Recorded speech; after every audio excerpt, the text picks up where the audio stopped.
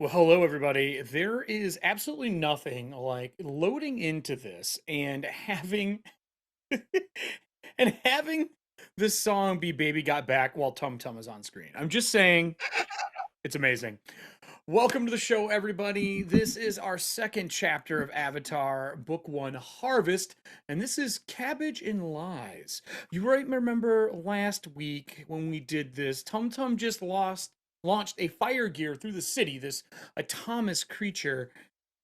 And then on top of that, there's a little pan over to the hut that some of our players were staying in as people were stealing one of the pumps designed by one of our players. Hey everybody, I am excited. I hope you all are. We apologize for the delays. And yeah, that's the only one you're going to get tonight. The rest of it is just going to be fun. Want to bring us over to the cast so we can say hi to everybody? As Adam is standing in the corner hiding. Hi everybody. Adam's like, what's going on? So everyone, how are we all doing? Are you all ready for tonight? Yes, absolutely. Yeah, all right. So no one nothing really bad happened. I mean, we had a fight with a pro bender last week. What else did we do? We had a little bit of confrontation between the father and his two kids. That went pretty well. And then we had a dinner. We had a tap dancing. What did you end up making yourself? A platypus bear? Yeah. Juggling, tap dancing, platypus bear. That. Juggling cabbages and yeah, all that fun stuff. So this is digging the cap. Thanks, man. Yeah, this is my trash one. It has a little bite out of it. So I wanted to bring something a little different tonight. We didn't do a lot of combat. The only combat we had last time was our pro bending. So we're going to start this one off with a little bit of a bang, with Tum Tum launching a fire gear into the air. And the way this game works is a little different than your D&Ds and your other games you may have played. This is Apocalypse World. You're using a move set to get things done with a locked... I still love that Adam is just standing there. He's the best mime ever. I'm just kidding. He's very dedicated. I think his camera's froze. He's been having tons of camera issues and tech issues all night tonight. So we're going to continue on without our pro bending fan until he is live. If he crashes the stream, just know that it was the firebender who struck first and it wasn't us. Yep. So I'm going to start us off. Tum Tum is an important cast member. And as I've said before, Tum Tum not only is the animal companion to Jade, but he's also the audience's got control over him. And right now, no one has control over Tum Tum, so technically speaking, it's the audience. So I'm going to take us over to our map for at least us, and then Adam can switch us when he gets back. We're going to go over to the Elk Frog Village. Tum Tum has launched one of them out into the middle of nowhere. There are two more approaching. They are pretty beat up, these autonomous creatures, and they are lighting the village on fire with these flame-bending cannons out of their arms, and they're not crushing anything, they're just nuking it. And as it is happening in a robotic tone throughout the village, you can hear, "Evacuate! Evacuate! Ruby Village, please evacuate!" And they're just igniting the place on fire. Not cool, man. With that, Tum Tum goes first. Tum Tum, I need to know in the audience here, I'm going to ask you a question. Just type in the chat. We're going to go with the majority for it. Like however many of the most we have. It's definitely not cool, Scooby. You are correct. I want to know if he's going to defend and respond, defend the area he's in, if he's going to advance and attack and start hopping around the village, or if he is going to evade and observe. So in chat, is he going to defend, attack, or observe? Fill the chat with whatever you want him to do, and I'm going to go back to our cast here. Does anyone know what they want to do out of the gate? These things are about ready to get pretty savage. Well, I am head of security in this part. You are, so... but you are fatigued. You're fatigued heavily. How much fatigue do you have left right now, Monica? How much does Jade have left? One fatigue left. Okay. I'll say you ate dinner. There was a moment of rest. Everybody in the cast will get 2 fatigue back from the cooking and the camaraderie with everybody. Your balances do reset because this is a new episode. I'm going to let you reset your balance to center. Oh, okay. All right. Cool. So you are the defender, or I should say security, one of the security people for the village. What would Jade like to do as you see the entire village being ravaged by these machines? I would like to assess the situation. So you're going to assess situation. So are you going to be going on evade and observe? Yes, I will evade and observe. Okay. So you're evade and observe. Here. Well, you're last then. Yep. So you'd be going last as you're watching over stuff. What about Sormek? What do you want to do? What are you going to go on? Advance and attack. Okay, so you're going to be in the second phase. And what about our Earthbender over here? Xenia, what are you looking to do? I'm also going to move on advance and attack. Okay, so pick your moves underneath those, or if you're going to use one of your moves that you have from your playbook, that is also something you can do. But those are things you're going to go on. It looks like our group is saying defend for Tum Tum. So Tum Tum is going to be going on defend here, which means he goes before everybody. Tum Tum hops forward here, spins in a circle with his tongue out, lashes, and hits these two out into the water. You see puffs of smoke come off of them as he lands. And you hear a big as he starts sucking water up out of the bog below. I have none of my guys that are going on defend, so that'll be anyone now who's going to be going on the attack phase can go. So, advance and attack. Those who are doing it, whoever's ready, please let me know what you'd like to do. I want to seize a position. Okay, what position are you looking to take? So as we step out and we see all these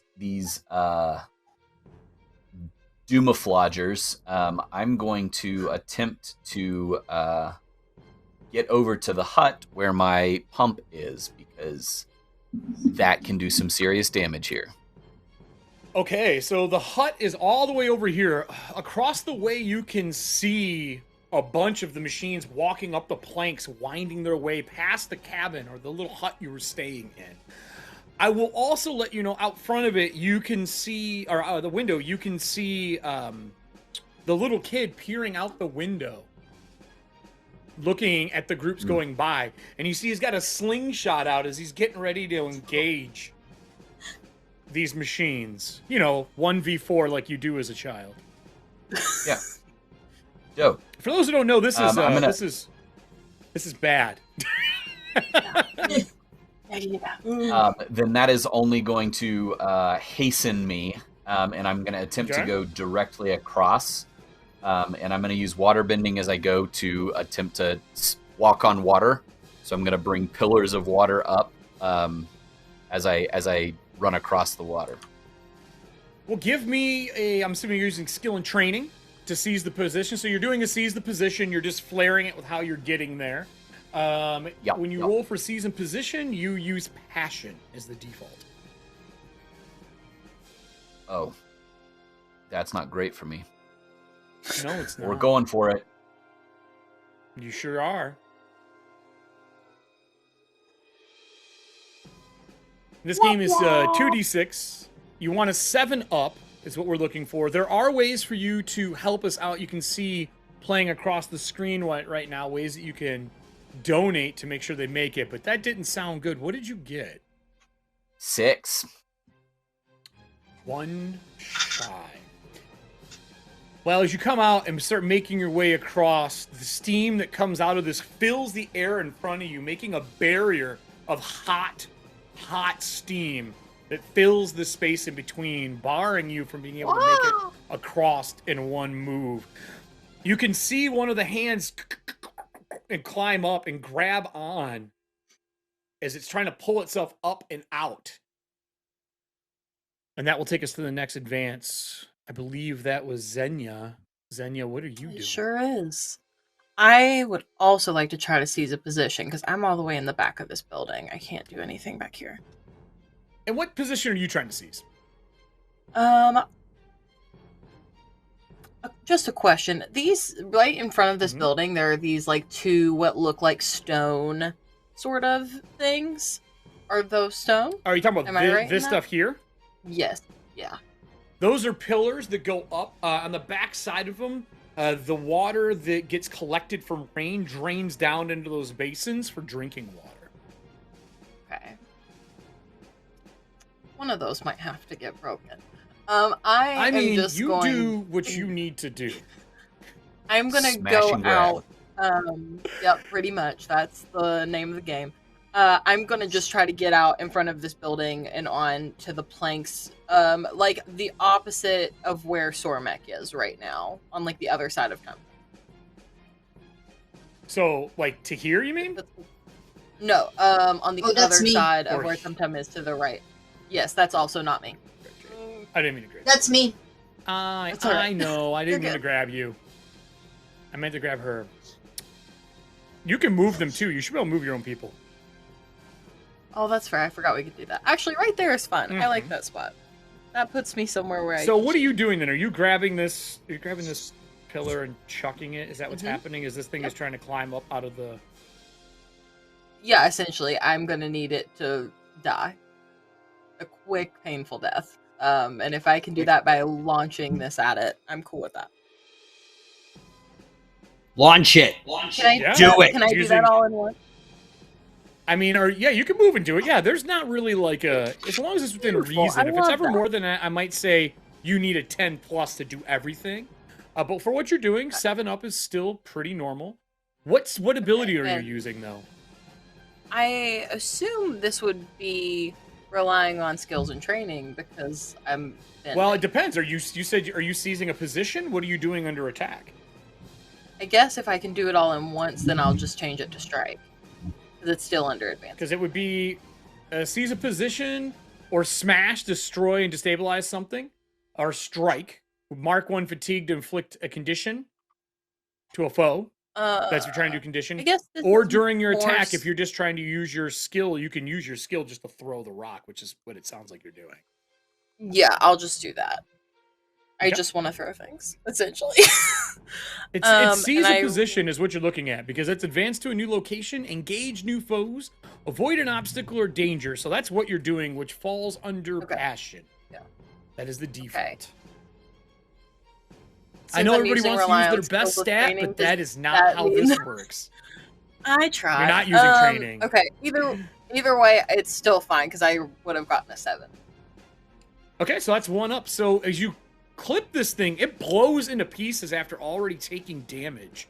Selmac, you're fine. The steam starts to dissolve out of the air, which means you'll probably be able to move past on the next action. That takes us to the last turn, which is our evade and observe. Which move are you using? Show off? You watching a foe? What are you looking for here, Jade? So I am like eyeing the biggest one, which is this. I'm trying to click it, but it's not doing it for me. Yeah, but right there's here like in the a middle. like a really big one of them. So since I did pick evade and observe, I'm gonna watch this foe and kind of like assess like what are the weak points of it. Okay, I am totally good with that. If you're trying to observe and get the weak points, watching a foe, you use creativity to kind of learn on how it is, or on what they are. So give me 2d6 with your creativity. Ooh. Alright, I have... my total is 12. 12? Yep. That's amazing. That's way above and beyond. You notice it's already wounded. There's a plate that is kind of flapping in the wind that's going by.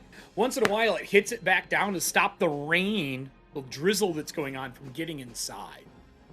With the crit, when it turns to grab onto one of the buildings and like light it on fire,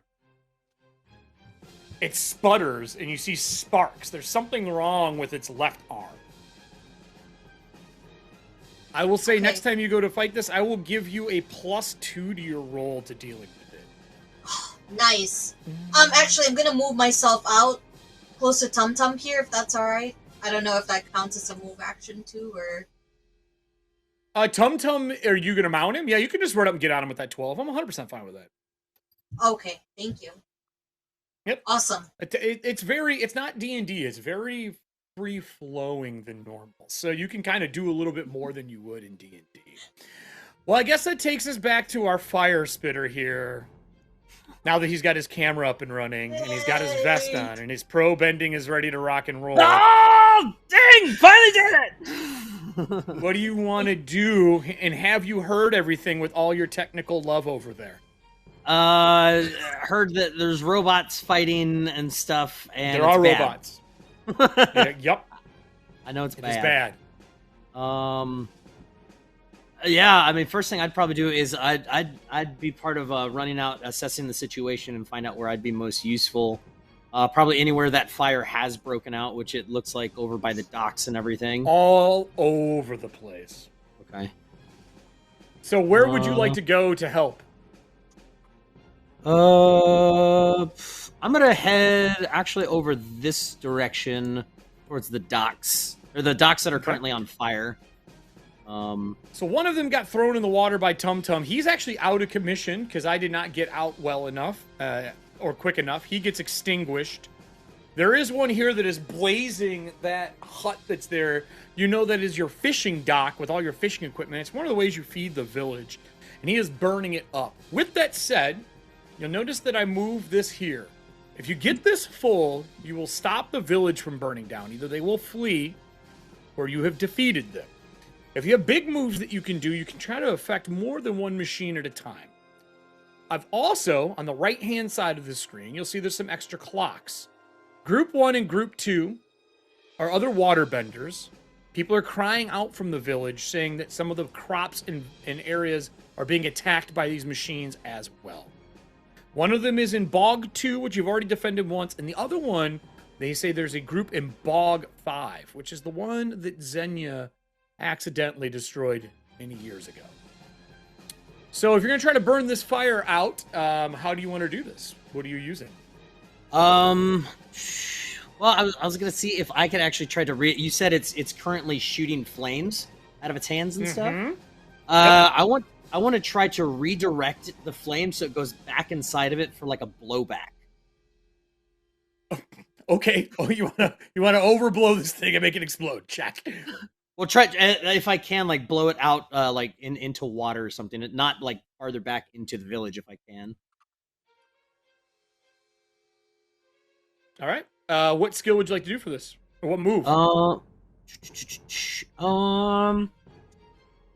Let me see. I'd say probably relying on my skills and training. Let me push my luck. Yeah, actually, I'm gonna push my luck with it too, because it is something. He's hearing all this commotion that's happening. There's fire. Do I know that these came out of the Fire Nation ship, or we just know that they came from that direction? You know they came from that direction. Okay. Any Fire Nation emblems on them at all? If you're near one, there's Fire Nation emblem, and you can see scratches. There's a purple cabbage underneath, like they've been repainted. Gotcha. Okay, yeah, I wanna push my luck with this. Yeah, and I do. I want to try to just you see Shay just with his hands try to like almost force some of that fire that's around that it's blowing out into almost like a ball to go for a blowback like into the fists and stuff. I'll see if I can do it. I'm gonna push my luck. I'm rolling with passion because I'm a very passionate person. And that gives me a 9. Pushing my luck. All right. So as you start pushing it back in, you see the metal on it shaking and rattling, and fire starts coming out. You have stopped it from burning that area, but it is not enough to destroy it. I will move one of these pies. I'll get another segment for you, filling it up. We're at halfway on the 12 part here. It turns and looks at you, fire up on it. Its mouth opens, and it breathes fire at you, extruding all the fire you pushed back into it. With that said, I'm going to need you to defend yourself. Let's see here. I'm going to do a fatigue attack to you, because that is what they're good at doing. When a fire breathes over you, I need you to give me a defense roll. So it'd be 2d6 and rely on your skills and training. Okay. Rely on my skill. Oh, gross. Nope. That's a big old solid 3. You're so busy pushing the fire back as it comes up and cycles out and hits you. You take 1 fatigue as it breathes fire all over you. You don't get your defense up in time. That takes us back to the beginning. The machines continue ravaging the place. They don't look like they are attacking people. They look like they're only attacking the buildings and lighting things on fire. They are still yelling evacuate to everybody as they continue. They're redecorating the city. They are redecorating. One of them will come to here, to the hut, which is this one down here, and it starts burning the building that the kid is on, or inside of. The other one moves forward through the fire and wraps his way around and hops over to here and it starts igniting this on fire as well. That'll take us back to the beginning of all of this. So, Justice, you're saying they're different in the book. I'm kind of fine with every one you want to use. I have the book open as well, if the rest of the group does, since Roll20 has changed it. My guess is this is the version 1.0 in Roll20, and the book is version 2.0. That is my guess. So what page is that, Justice? And we'll have everybody go on that page, and we'll look at that instead. 21. It seems more Done. Polished, to be honest. Yeah, no, I'm totally fine with that. So, what would everybody like to do? Pick your maneuvers on page 21 between defend and maneuver, attack, advance and attack, and evade and observe. Ignore the Roll21. Apparently that's outdated. They haven't updated it yet, which is fine. That's what happens when you're playing a game that isn't out yet. Remarkable. So, I know what I'm going to do. I'm ready. I'm just going to go around the board like I did last time. Jade, what are you going to be doing here? I want to seize a position because I have my eye on that big one that's already like messed You're going up. to the big one? All right. Yep. So you're in seize a position, which is now in defend and maneuver, which is right out of the gate. So you'll be going in the first round. What are we going to do, Sormak? What would you like to do? Seize position again? Nope. I'm going to evade and observe. Observe. Okay, so you're going to be going last? And then that takes us to Xenia. Xenia, what are you trying to do right now? Are you going to continue with your earthbending and destroying the entire temple just like you destroyed all of Bog 5? Look, I can fix it later. It'll be fine. I am going to destroy something, though, and Dad's not going to be happy, but it'll deal. Yeah, I need to be in attack in advance. I'm trying to find. All right, so you're going second. And then that takes us to our firebender. What would you like to do? What are you going in?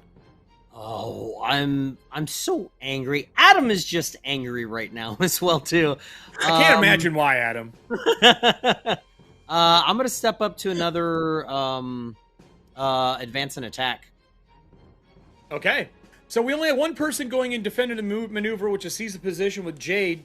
Jade, you're on top of Tum Tum. Tum Tum's crouched down. His belly is full of water. What would you like to do? I would like to hop. So I'm on top of Tum Tum and we're hopping over here. So let me move him. All right. Right here. How far do you want to go? He can jump all the way into the center if you want. Okay. We'll do that. You can go then. wherever you want. Going right for that big guy right there. I want to go on ahead and just go for the big guy. He's spraying fire all over the top of that roof behind you. That's like a big, one of the bigger buildings in the village. And he is just igniting it right now as you're jumping in on his left side. What are you trying to do? You seize a position. Are you attacking him? I will attack, so I'm going to strike. All right, so it looks like you rolled focus with defend and maneuver now, so you could use focus. Okay. Ooh, yikes! Hang on, let me see. This is not good. It's a 4. You hop in Boy. as you land. Tum Tum lands down, and he spits some water up, and you see the thing swing at you backwards. I would like to knock you from Tum Tum. Oh, no. And in doing so, Dude. Yep, when I knock you from Tum Tum, I would like to... I'm going to knock you off balance, I think. Knocking you from Tum Tum onto the stairwell behind. Tum Tum looks as you go behind, knocking you off balance, giving you a -2 to your next roll. I don't cause any fatigue to you. I just want you off of him. And that'll take us to the people who go at attack, the second phase. Whoever's ready out of the second phase, attack, advance and attack, feel free to go. I want to use Smash. And I'm going to push my luck because I am... Yeah, imagine. I am going to do push, like push your luck, because I have what is a very big ask, but I'm thinking if I made a bowl that housed a whole Fire Nation ship, maybe I could pull it off. What are you trying to do? That's like just ground underneath the big one, right? That's just ground. It's a big earthen pillar, earth pillars around, and then there's a canopy over top to stop rain from falling down in, but that's on fire right now. Okay, where he's standing, just like the ground, I'd like it to split open. Not like swallow him whole, but like to stop him from moving anywhere. Yeah, I want him to get dropped into the ground. So, Smash is Mark 1 fatigue to destroy or destabilize something in the environment, possibly inflicting or overcoming a fictionally appropriate positive or negative status. Doom, etc., Doom or prepared. I think you're trying to make him be stuck in place, is what it sounds like to me. Yes. You roll with passion. You don't roll with push your luck. I know. So make sure you knock him a fatigue off yourself. What does this look like? Get your roll first. Let's see how good you are. I was going to say, it depends on how successful it is. Oh, don't give me this. I got a 13. Did you just make a punch bowl again? Somebody's I got got nervous. Oh my god. Oh, thank God. That was a 13. Oh, yeah. So what does it look like? 13. I'll let you describe this. I am standing across the bank, and I am seeing all of the planks and my whole hometown on fire. This place that I once loved so much, that I then fell out of touch with, and all of that. And there's a lot of emotions happening right now. So as I see Tum Tum and Jade kind of get knocked back by this giant thing, I think I just feel an overwhelming sense of anger. Okay. And so I just close my eyes and throw my hands at the ground, and all of a sudden the whole platform of earth that it's standing on shakes, and you just see one tiny crack that spreads and spreads, and before anything on that platform can react, it opens and swallows that thing. Well, because up to I like knew its we were going to have an chest earthbender here, I went ahead and downloaded a bunch of lovely destruction stuff. So we're gonna put this. I feel like you destroyed this before. As he falls into it, one arm kind of gets wedged with that crit, I'll say, and the plate is flapping open in the wind right now that Jade saw earlier. I think Can I yell Sormak at is Zenya also and let going. her know? Yeah, absolutely. You can yell if you would like to pass that bonus to your group. Yeah. Sormak, you're everybody next, right? would know then. Sormak, I think, is next, but I don't know what Sormak is trying to do here. What are you doing, buddy? Yeah, I'm next, but I'm ignoring what's going on the central platform there because the little kid is about to get burned up. So I am going to use bolster or hinder. So I am going to attempt to hinder or impede the one that's actually putting fire. So it's across the way there. This one here. Adam would have to scroll down a little bit for us. Give me a sec. Nah, so what you I'm can't what do I'm it from that room. Oh no. Sorry. So what I'm going to try and do is whip out my extending pole that I crafted to wrap around the cranberry bog, and I'm gonna jet some water through it and use it as a whip to attempt to reach out and wrap around this thing. Okay. So, are you doing it from there, or are you moving as well? I'll have to move a little bit, I think, but I figured I'd roll first to see how well I. Let's see what you get. While you're doing that, hey chat, I'm glad you're enjoying so far. Destruction is on the way, Baron. You have an earthbender here who apparently their entire job is just to destroy everything I make. I identify as a problem. I didn't even know if that. I'm changing my type in life if I can just identify as a problem. Identify as a problem. Adam, you don't have to go back and forth. I can make it move for you. I rolled got a 10. You. A 10? All right, what does this look like? Yeah. Where are you going? Where's the whip hitting? So I'm going to do my bending again, where I bring the water up in these columns and step out directly onto the bog. And I'm going to go to right here. Okay, move yourself there as you kind of... This one here? All right.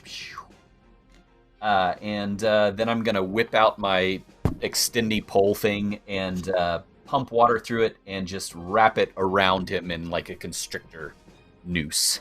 Are you pulling him off the ledge into the water, or are you just holding him?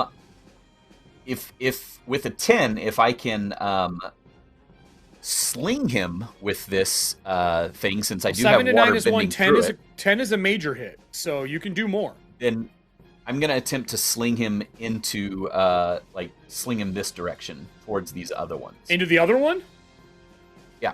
Would you like to inflict something on them, like a condition, or one of those minor ones, like knock prone? I would say knock prone is probably a pretty... impaired? Is that slowed? Yeah. Impaired, the two of them, just because they're kind of tangled up together. 100%. They're both impaired. Problem solved. Welcome to Storytelling in Apocalypse World. They're both impaired. So with that said, that takes us to the last one. The kid with a slingshot out, you see he's got one of the, there's this glint, and it's got, your initials on it. It's a bolt from one of your inventions that he didn't give back. As he leans out the window and he shoots it at one of the downed ones. It hits, and you see a swarm of oversized bees swarm down on top of them and start trying to grab whatever it's stuck to them. And they're attacking the one that he shot with the bolt. That will take us to, I believe, our firebender. You've just been blasted with fire, sir. What would you like to do? So as Shay stands there, he looks singed and everything too. He just kind of looks down, and both of his fists light up, and he actually wears this little black ring on his pinky that turns this red hot ember. And I want to use a move fueled by anger. I marked angry to use an additional basic or master technique when I advance an attack, even on a miss. While anger is marked, I take a +1 ongoing to intimidate others. Okay, that is amazing. What is this going to inflict on me? Are you going to make a roll? So essentially, it's kind of like being able to attack twice. So yeah, rushing up and just Fist is now just a burning inferno, just running up and punching this thing square in its chest piece, try to blast it backward for one. Rolling, relying on my skills and stuff again. That's gonna be a 8. That's above a 7. Can I give him my +2? No, because it has to be towards the big guy. He's not attacking the big guy. He's attacking the one over here, I assume, right? Yeah, I'm just going for that dude over there. Fire blast off and you ignite him. That is enough to kill or to take this thing out of commission. With your second move, would you like to try to take the fighter out? Yes. I was going to suggest if I could attempt to do that. Sure. Yeah, so just punching that out of the way and then like trying to form almost like a fire NATO to send the flames like up into the air, like away from everything else. Give me your second roll. This would be skills and training, I would say. Sure. Yeah. I was saying the same thing. That one's only a 6. Man, these dice are not liking me right now. As you start getting the fire going, you realize that it just ignites more of the building. Yep. Shit. Crap! And it makes me more angry. My turn. So I'm going to move up here. I'll move the camera so we can see. We have 3 spots left to stop the fire from going on. I have a separate clock in the background that is running right now. You are doing decently well. You can see that Tak and the rest of the family has ran out, and your father jumps at the water across here. He says, "Take care of the village. I'm going to the bog." And he jets out and across the village. Var walks out quietly, past Xenia, looks at you, takes a deep breath, runs this way, uses spring-heeled boots, and jumps to his car and starts his car. He goes, "Well, I'll see you all in Republic City. Does anyone need a ride? I'll get as many out as I can." He is offering to help in his own way. Villagers are running towards the cars and piling on them, trying to get out of the village before it burns to the ground. It takes us back to the beginning. The fire spreads. The big one starts to try to climb out. Little ones move over next to him, and they're tugging on him, trying to get him out of there. These move across towards the firebender. Both claps their hands together and sweep, and a wall of fire divides you from the building. Down below, these two get up after being water whipped, and bees are attacking them. Oversized, what would we say? Bee birds? Bee birds. Sounds great. We're going to go with bee birds. Bee robins. Barabins. As the fire is stopped from igniting the building you wanted down here. We don't have to worry about the kid getting lit on fire. You did a good job there. But this one here is going to move through the fire and start igniting the next building. As you see the little fire start in the corner and start to spread. That takes us to our team again. Group, we have 3 pie slices left that need to be getting rid of. If you don't do it by the end of this turn, this village is going to be in a bad way. Ugh. I will tell you that you can either start putting out fires, or you can try to find a way to make all of these fire gears stop attacking. Those are the 2 options that you have. Who wants to go during defend and maneuver?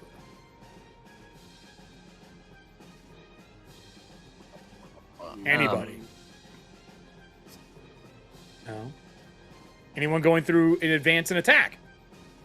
Me, I think. All I right. think I'm gonna. I have a theory, and I'm afraid I'm wrong, but it's the only one I've got. So, are you going on advance and attack too, then, Xenia? Mm-hmm.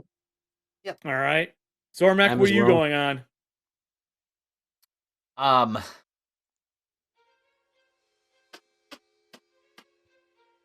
Sorry. He's like, I don't want the city to burn. I don't want it all to burn down. We could go on observe and look for maybe how the fire gears are being controlled. No, I'm not. The Grand Arts. What do you want to do, Shay? I'm gonna advance and attack. Okay, so you all are advancing and attacking on these robots. Mm-hmm. Yeah. And this one over here has the bee bobbins on it.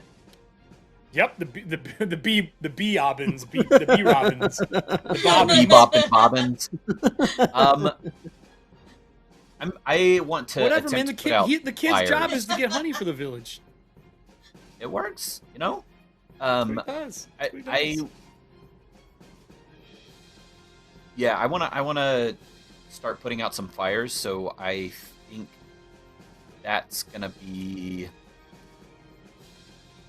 Would that be a strike or a seize position? I'll give you a defend.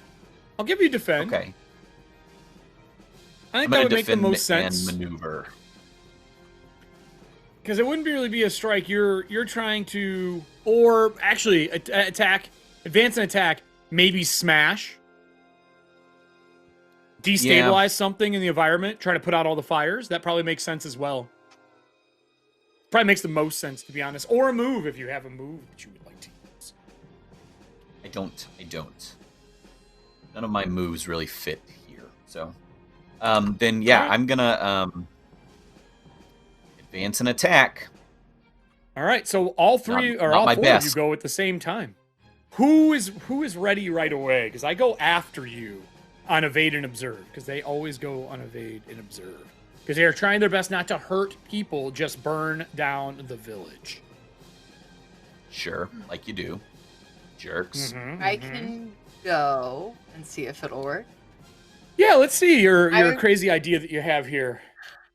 I would like to crush the robot that's currently in the ground by repairing the ground that I have separated. So you want to, like, close the gap? Yes. Yes, I Oh, do. nice. Okay. That's great. I'm assuming you're going to be doing a strike with this then, or is this going to be another destabilize? I assume this is probably strike. I don't know. Whatever you'd like to call it is fine with me. I think destabilize something in an environment, because you're changing the environment from one to another again. I think it'd be the same thing. Unfortunately, that will cost you a fatigue. That's fine. All right. Well, since you were nice enough to let us have 2 back at dinner, now I'm only at 2. Yeah, well, we're going to have a rest after this, too. We'll see how well you do. How much do you hate me for rolling like I'm rolling right now? I mean, so far, I pretty much think we need a cam on your dice. Well, I got an 11, so... That's a major hit. What would you like to do? That's 3. That's also 3 on the clock, so that will end this problem. Fantastic. Yeah, I literally just stand there and I see all these little ones trying to pull out the big robot, and I just think that can't happen. And so I just clap my hands together, and as it happens, the ground puts itself Seals back together, effectively cutting the robot in half. When it severs it in half, you see fire wash out, and Tum Tum hops back and spits water out, putting the fire out. And he kind of watches this thing as it's burning. He's doing his best to keep the fire under control, because right now he does not have a rider. He is spitting water everywhere, doing what he can to put out the fires. He is going to put out the 3 fires around and the one caused by the big fire gear. This thing is now kaput. I didn't even get to attack with this thing. I had a major cool fire wheel thing I was going to do. Not going to happen, of course, now. Totally destroying my hopes and dreams. As he has destroyed the other ones around him, you start seeing... And they power down. And the fire kind of dies out in their helms and out of their hands, and they all cease to function. The camera cuts across the village towards the 5th bog. The eel wolf bog. Your father's standing out there, 2 eel wolves laying on the shore unconscious, and it has got 2 large fire gears just dumping some powder into the bog, and it is turning to stone. You son of a bitch. With that said, you weren't quick enough to stop all of the badness, but you did stop the village from burning down. As other waterbenders, fire, and your team continue to put the fire out. It is damaged, but it's not as bad as any storm you've had. You could easily repair with the combined effort of the 37 in the village. And in the distance, you hear the new supercharged car that Sormek helped repair, take off. Out of the city. To the group, I got 2 questions. One, are you going to sit here and finish cleaning up, or are you going to head to help the village elder out, the tribe, Tak, water tribe, out of this place? Are you going to go help in Bog 5, or are you going to go to Bog 2? You have 2 groups of waterbenders that are out helping do stuff right now. And the way this works is I will let you roll for the waterbender groups if you just want them to go take care of the fires in there and you're going to finish the village. If you'd like to leave one of them here to help do the village, we can do that. But I need to know where those 2 are going to go. Those 2 waterbending groups. It's 2 groups of 4. Where would you like to assign them? I think definitely in the village. So 1 in the village. Okay. I'll put 1 here. I think the and other what about one the other one? Bog 2, right? Yeah. So 1 to Bog 2. I think that's a good idea. So I will... Yeah. And that's what I would do will if mark the other these. place is already turning to stone. They need earthbenders there, not waterbenders. So then, who wants to roll for group 1? Who wants to roll for group 2? I have not I'll been roll rolling very for well one. tonight, guys. So I'll roll. I don't know. No, not the earthbender. No. I would say the 2 waterbender. I think the waterbender should roll along with 1 other person. So, Okay. Sormek, why don't you give me Are group we adding 1 anything in the to it? village? go for it, Yep, Monica. you get a do the other plus one. 2 to your roll. I got a +2. All right. Plus 2. Oh my god. And I didn't even think about that. Xenia attacked the big robot, so you would have got the +2 from Jade, calling out what was wrong with it before you severed it in half. Also, So that would have been a I would have yeah. gotten 13. yeah. How beautiful. Oh, bullshit. So what do we got for group 1? Is that 2 1s? Yeah. Oh no! Oh, Cool, no. cool. So we get 1 as they are trying to put out the fires here. It's pretty bad, but they're working on it. So 1 turn will go by. We're going to have you roll for them every so often to see how they're doing. What about group 2? Who's rolling for group 2? And Bog Monica. 2. Monica, give me I was 2d6 rolling plus for 2. them. Okay. Yeah, let's see what you get. Oh, okay. 8. I think that's All right, so that marks 2 up. So they get half of the bog done right away. What about the group? Where are you going to go? Are you going to stay here and help with these 2 clocks? Or are you going to head out to Bog 5, the Eelwolf bog? Which one are you going to do? What is the group deciding as you kind of meet back up? And Sormek, are you going into your hut before you talk to anybody? Yeah, I'm gonna try and get my pump. I'm gonna head in there and Go see in if there. grab my. And the little kid goes, Son of a I bitch. watched the man, the guy in the jacket with the angry cabbage on the back. He took it. I tried to stop And you him. didn't stop him? I tried. I'm a kid. I'm 4 Stick your years old. B-birds How on old him is he? next I'm time. 6 years old. You magically aged 2 Ugh. years. in the But don't span of worry. 2 Don't seconds. worry. I took this, and he holds up one of like the key components. It won't work. I love this guy. Okay, thank you. Bye. Bye. I'm gonna rush back out. Okay, you head back out. Where are you going? You meeting up with the group, or are you chasing the car that you cannot catch? I am concerned that my dad went off by himself into the He dark. sure did. So that is sure what I'm did. going to be yelling to the group. Yeah, I want to go to We Dad. need to- too. All right. I'll So go to the Uncle Eelwolf Dad. Bog. So Eelwolf Bog for 3 of you. Jade, what are you and Tum Tum doing? Tum Tum comes over, grabs you with his tongue, and pulls you back on him. I have a feeling like I kind of want to chase the car with Tum Tum. Now I And just will see say how Tum far I Tum can could go. catch. He could catch the car. Car. Okay. I was hoping for that. Well, he is full of water, so he is ready to go and jump. Yes, he has half a tank left. He put out a lot of fire. He has half a tank Oh. left. Are you gonna give him the yip yip? Yes, I will The do old the yip yip yip. for this one. Okay, so Well, let's start see with here. let's start with the group, and then we'll go to Tum Tum. because I have a feeling the Tum Tum thing is going to be ridiculous.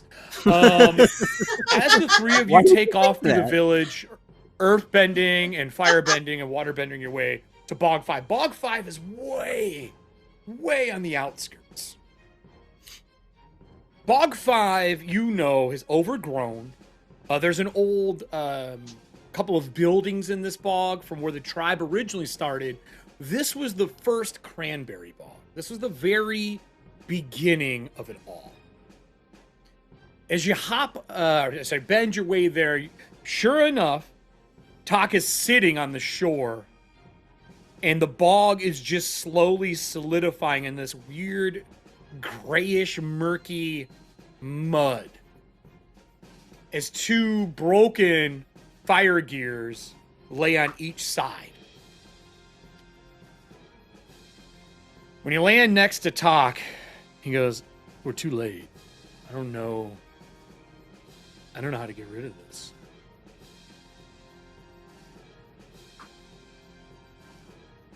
And he kind of scoops it and he pulls up like that thick, coarse mud that is in the bog as it's filling. He's like, "We've been regrowing here for the last 4 years trying to get the bog ready for when you came back." I don't I'm gonna grab him. You gonna grab him? I'm gonna grab him by the shoulders and talk and say, "Don't give up. We can stop this." I'm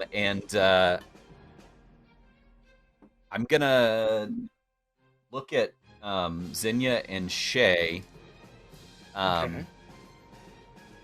and if I start whipping this up into waves because it's semi-solid right now, right?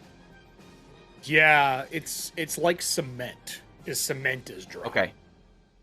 But it's not dry yet. No, it's thick and viscous. Okay. So if we can't do anything Like, to stop what's already happening. Cement when it's drying and it kind of goes like this. That's what it's like. Oh. So if I were to use water bending and Zinnia used her earth bending, we could pull it up into like a barrier, and then Shay could heat it and solidify it. You so then would we could need at least some really it off. good rolls. But it's like I thought you might do this, and I have a clock set up for it. So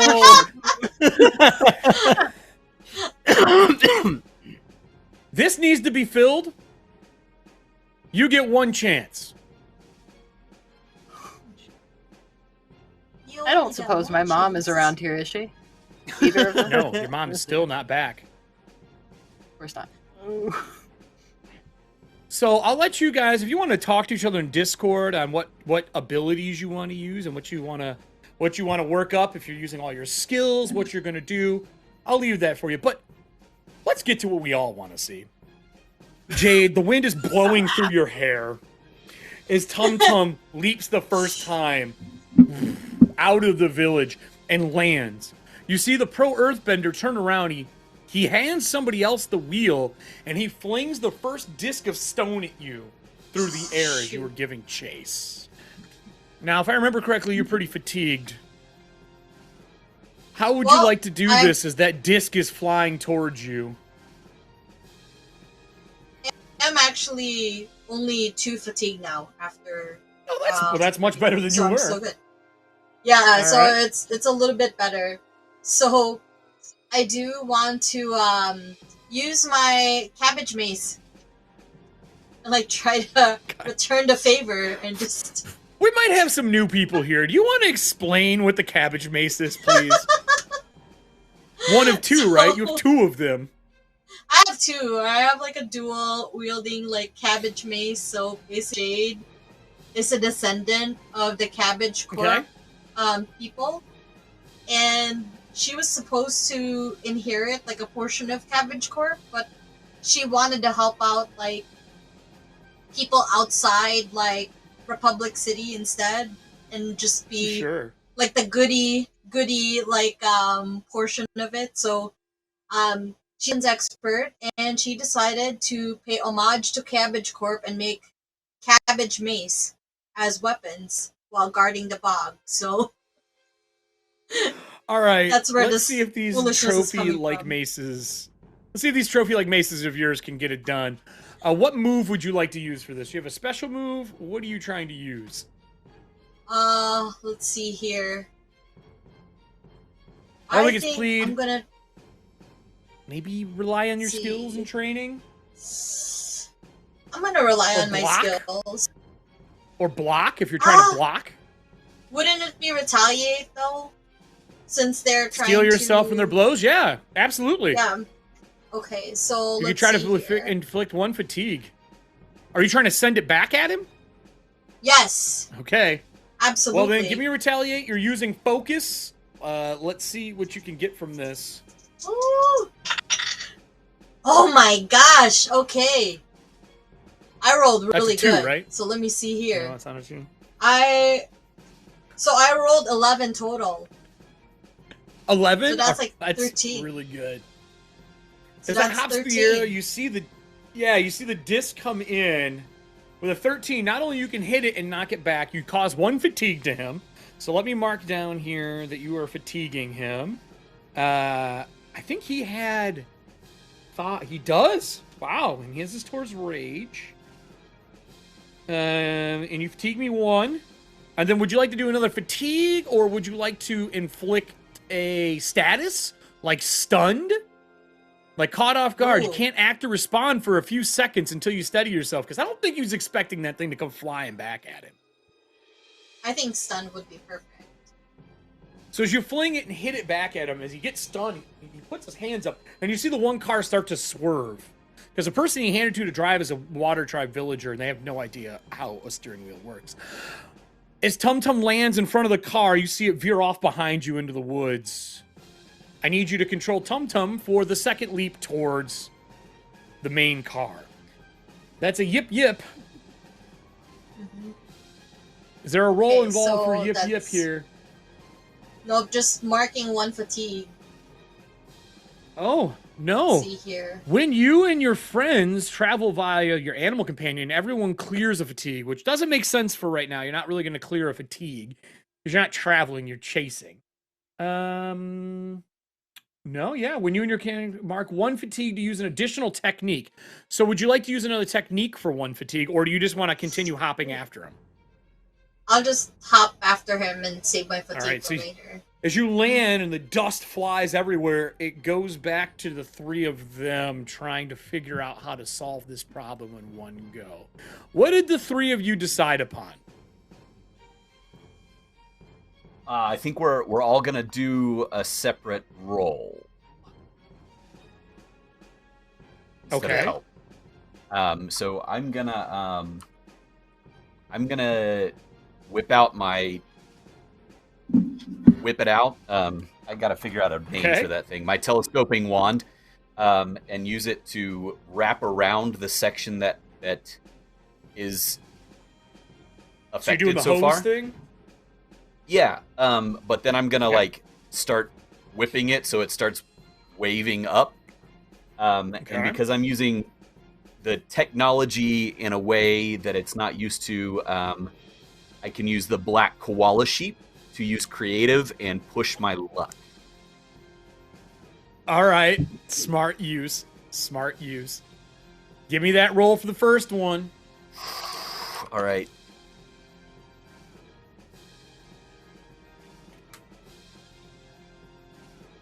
Oof. Okay, 7. 7. Okay. Yep. And then who's going next? Yes, me. Earth bend it. Bend it. I don't know. What's your order? I'm gonna do rely on skills and training to do the same thing that I did with the bowl situation. Okay. To do the same, but with this. So doing rely on skills lets me use focus. Please work. That's a 12. Because I rolled a 9 and I get +3. Okay. Well. So you wave it, you send it into the air as this liquid form. Now we got to see if our firebender here can seal the deal. Yeah, I'm gonna push my luck. Risky situation, rolling with passion. Yeah, they start waving it. She sends it up, and just I'm gonna like rush forward. My foot catches on fire, and I just do like this flash kick up in the air, just to like try to separate all the elements from themselves and see if it works. Come on, dice, give me something good. No promises, man. No promises. It's a 6. It's a 6. It's not. Do we have any pluses from the audience? Do you have any pluses for the audience? I don't think so. I mean, he's like, let me check. Hold on. No, but we've got a resubscribe from a Cranky Stank. Oh, that's so nice, Cranky UMC. Stank, what's up? Let me tell you what that doesn't do. It doesn't give a +1. It does. No, I don't think so. So with that, it flies into the air. She solidifies it. You hit it with fire. It's just not enough to super dry this thing. As it starts coming back down, your dad uses a maneuver to hold it aloft by raising the water of the bog up underneath it, trying to save the crops, delaying it for one more move. Who's going? One more move.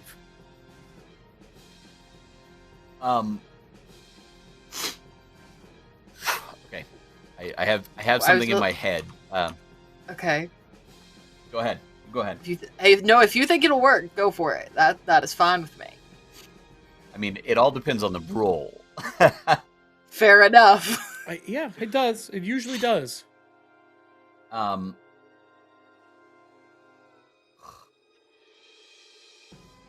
mean, if you go. This is an earthbending situation, an opportunity to prove yourself in the eyes of our Father. What I just heard was, you roll really well. Go. That's what I heard. I heard you roll really well. Go. I think the only thing I can do is try to solidify it into a wall, if I'm able to do that. I'm trying to remember everything Mom ever taught me, in secret. The mom who's not here right now, that one? My mom that's not here. Neither of my moms are here right now. Either one of them would have been very very helpful in this situation. You're very right. That's why they're not here. No, they're actually not here because they're doing something. It's the one she Okay. fails. What are we calling this? Are we also calling this relying on skills and training? Or up to you. Whatever you think works for this. This is all story. I'm just gonna call it relying on skills because my mom has always come to the city to teach me after I had to leave. And I would have to think at some point we covered something like this. So I'm gonna tell you right now, you need a 7-up. Well, it gives me an 11, so I think I'm okay. Because we had all but 2 segments filled. And that 7-up gives you 2. And I get a +3. All right. So what do you do with this as it's starting to fall? And your dad is holding it up with water. You can see the vines from the old cranberries that are here stretched out kind of underneath it as he's holding it in the air. And he kind of walks out underneath it, trying to keep it aloft. What do you do? I'm going to run up and get in front of my dad so he has to stop walking. Okay. Let me do this. Let me fix it. Then hurry. And you can see him like sweating as he's holding it. I'm just going to walk directly underneath it and put my hand up so I can touch the bottom of it. Okay. And pray that whatever I'm trying to do works. Well, what is that? Because we didn't get that far in training. So when I go and touch the bottom of it, everything is like a murky gray color, but as I touch it, starting at my hand and spreading out, everything gets darker and darker until it's almost black. Like dry? It sort of solidifies. Yeah. Okay. Into this wall. And then are you tossing it somewhere? Are you gonna throw it somewhere so it doesn't crush the cranberries? Yeah, I'm gonna like throw it back as far as I can, like as far away from shore as possible. So out of the bog. All right. So as you throw it out of the bog of the eel wolf, I'll change our screen. Minus Tum Tum. Tum Tum's not here. He's busy right now. Leave a message after the beep. Minus Jade. Rain starts to come down in the bog. Let me move this up. Whoop. And you should see all of your characters on the left-hand side, along with some thunderstorm clouds and stuff like that.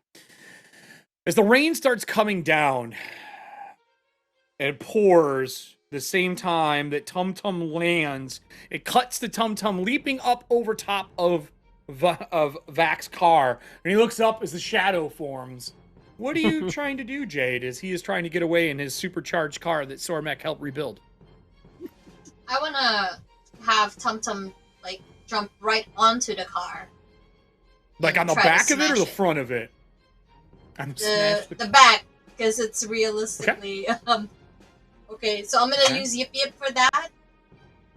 All right. So you just jump, land, and then I would need whatever attack you want to use for it. I would like to use Strike and try to use my my man. So let's see here. So give me your roll. You're using... You could use Strike. You also have the basic maneuvers you could use too, but Strike makes the most sense. You're trying to demolish this thing, actually. Are you trying to break his car?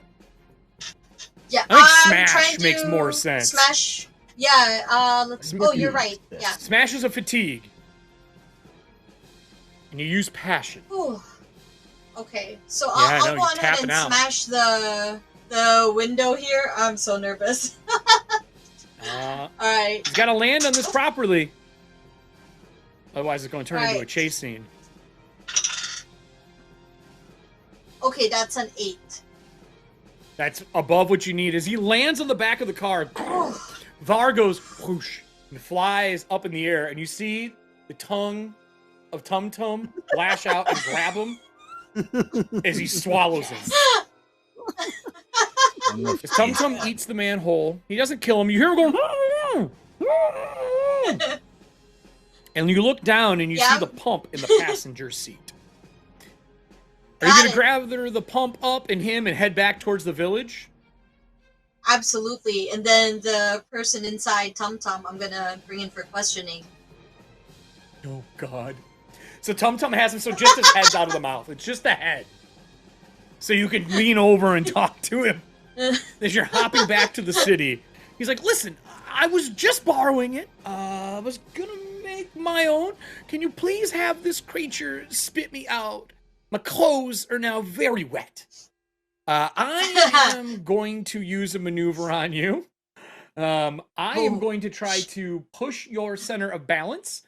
I believe your center of balance, if I remember correctly, you are freedom and roll. I'm going to try to push you towards freedom, because that's what I want right now. To be free from Tum-Tum's mouth.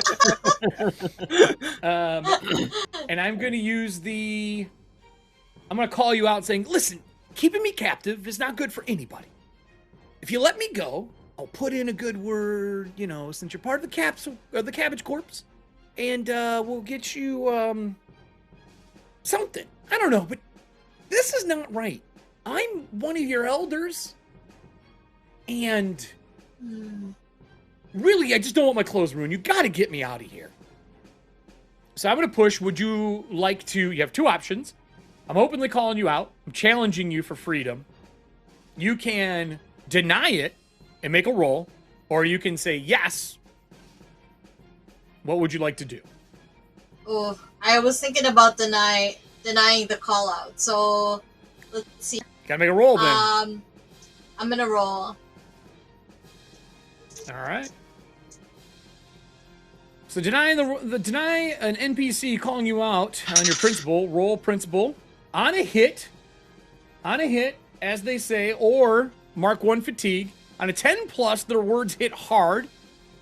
You must also shift your balance towards. So you're denying me. Oh, please don't roll 10+. That would be really bad for me right now. What did you get? You're in luck, because I only got a 7. Okay.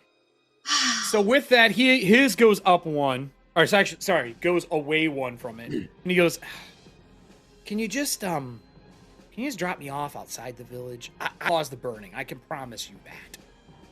That was not me. That was the Fire Nation ship. They bought the automatons from us, repainted them for them. They were supposed to be test autonomous for training. So if you could let me go, all problems would be gone.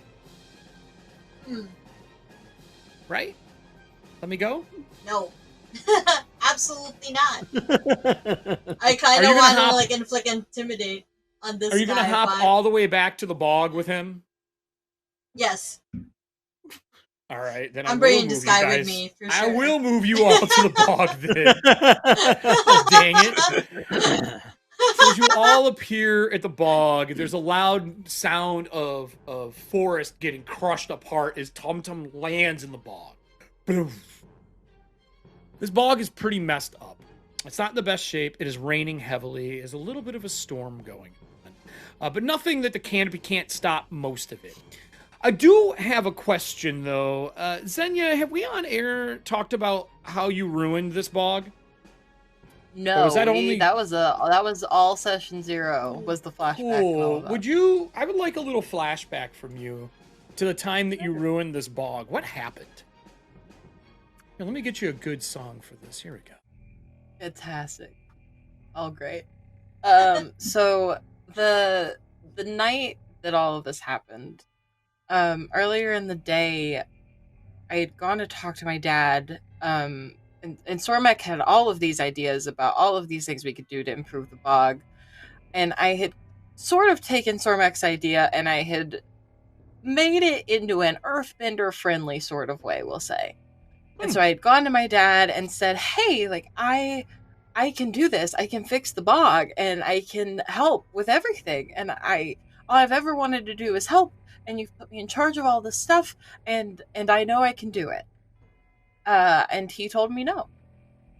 And so I, being a very rebellious 13-year-old who just wanted to prove that she was worth everything that she wanted her dad's approval so bad, I went at night and tried to do it by myself. And I thought that if I could just raise up, and instead of making like the individual bowls and going in one at a time, if I just sort of pushed up all of the floor at once to bring the cranberries above the water, and then went through and took care of all of them and then lowered everything back down, no one would ever notice. And I would have all the cranberries taken care of, and then it would be like I did everything right. But when I did that, I accidentally ruined the entire harvest. And the next morning, everybody came out to everything being dead. When everything happened in the rotten cranberries, you met the first eel wolf. They are a wolf-headed, furry, scaled eel. They're scales in the front half, and they're slimy like you'd expect. They're particularly good at water bending. They move really fast in the water. You definitely would have met one of those. There are, as the camera pans back from the memory, there are 2 of them unconscious on the shore. As your dad kind of shoves them back into the bog, and he goes, Xenia, we, as a tribe, we were gonna have you help repair this place. Barring all the conversation we've had so far about, you getting kicked from the village. I didn't expect that. We really were gonna have you come and retrain. Myself and your mothers had decided that's what we wanted to do and teach you how to do it properly.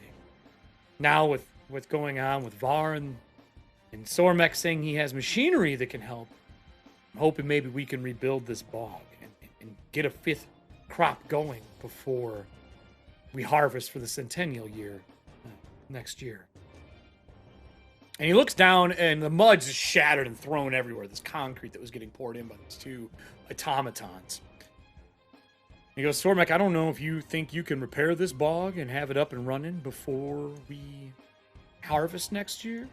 But we need to freeze the cranberries that are here. And you can see a lot of the wild vines that are here that are running every way. Normally, cranberry vines, you run them in one direction so you can harvest them without ruining the vines. Like, I don't know if you think you can sort all this before, you know, we have to freeze it over. I can certainly try. What do you need? I have to get my pump back, though.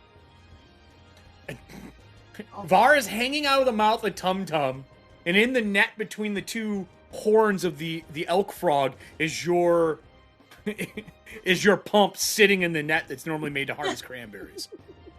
Oh. Var goes, I was just gonna take notes. He swallows him back down.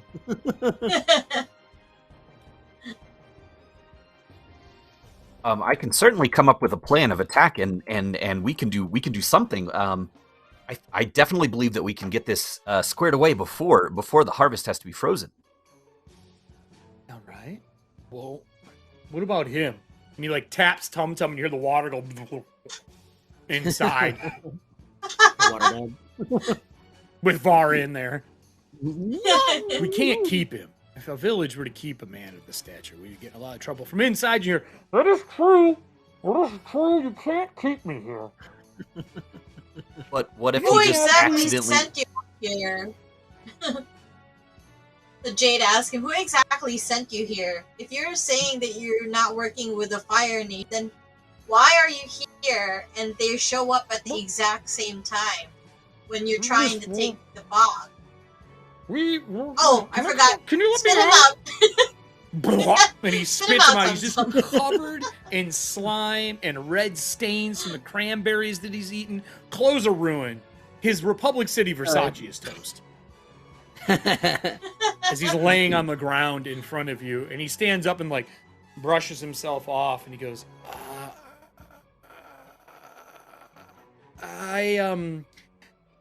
I sold them to them a little while ago, and they were supposed to bring them here, and we're going to test it out on some old buildings in the area as a way to remodel some old villages that are no longer being used within the vicinity of Republic City. And they may or may not have bought this area here from me because I said I had the rights to the bog here. Not the rest, just this fifth one that's never used for anything anymore. They said they just wanted to visit. They needed to dig something up. Something here. Interesting. Dig up what? Do you not recognize me at all? I'm going to use a maneuver on you when you ask that. I'm going to use a move. I'm going to say... I'm gonna shift your balance again, saying, no, I feel like you left the city before I'd even know who you are. You don't look familiar to me. You don't look like a relative. If anything, you look like a very independent person. And I'm going to call you out. Okay. I'm going to deny that call out. All right, so give me a roll. Go. Oh, thank God. Okay, that is a 9. You peg him all the way back down, and he's kind of like disheveled and just defeated. He goes, yeah, I know who you are. You're a relative to the cabbage vendor and part of Cabbage Corp. But look, what do you want from me? I didn't mean to hurt your village. I was just here to get the pump, convince Sormek to come work for me. I don't care about your bog. You can have all of it. I just wanted his abilities to help me and Cabbage Corp. That's it. But look at all the Cabbage damage Corp's on you hard made. times right now. Hard times? What are you talking about? Oh, you don't know? Oh, we're not doing well at all. Ever since the whole debacle of us getting arrested and then getting released, people still deny that we're doing well, and sales ain't been the greatest. Arrested? What? What about my cousin? Who's in charge now? What's going No, he's on in jail here? still, unfortunately. And I'm in charge, but as you can see, I'm not the best at it. I'm just here to really run the new Cabbage Crushers Pro Bender circuit.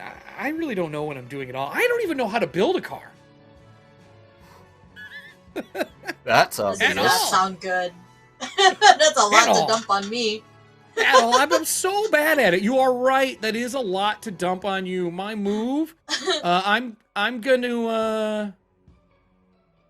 You rolled well enough. I don't think he affects you. It is a lot to dump on you, but I'm not gonna affect you. He goes, so. That's me. The clothes are real. You know, I was an announcer for many years. Shay, do you recognize him at all as an announcer? That's a good question. Right? Yes. Ooh. Shay, would you like to know if you recognize him?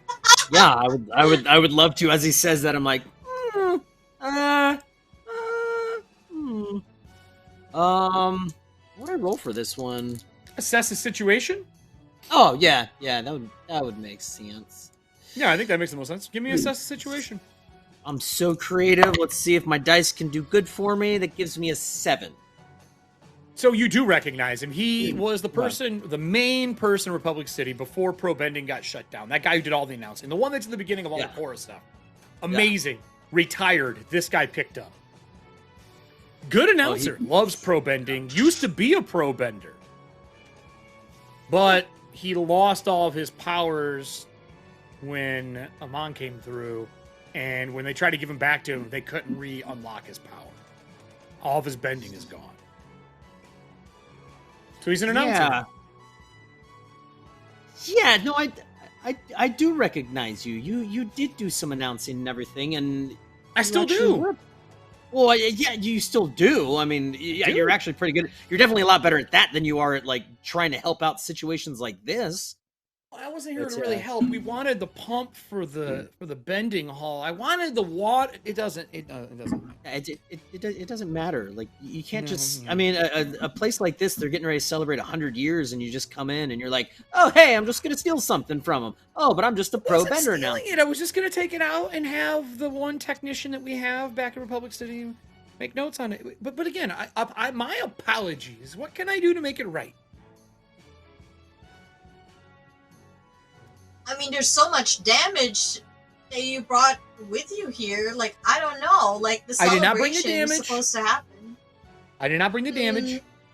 I did not bring the fire gears. We sold them off because they were extras that were left behind from Cabbage Corp. They were really originally harvesters for Cabbages. That's what they're for. They bought them from us and retrofitted them. That is not my fault. It just happens that Fire Nation ship didn't get out of, Republic City's area. Who exactly from the Fire Nation did you sell these to? That is not something I would know. Really, like, no lies. And he is being open book. Like, he is crushed. Like, you've taken his balance and pegged it all the way the other way. He's crushed. I don't know. I mean, back in Republic City, I could probably find out for you, but one of my rides might work still. The other one is flattened, and Tum Tum goes. Rrr. We have a Tum Tum, so. You know what you can do. You try to offer pull off Sormak to basically shy away from his village, and for me as well too. You know what?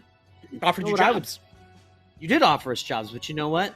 I still say that you know what? No, I'm not going to join your pro bending team.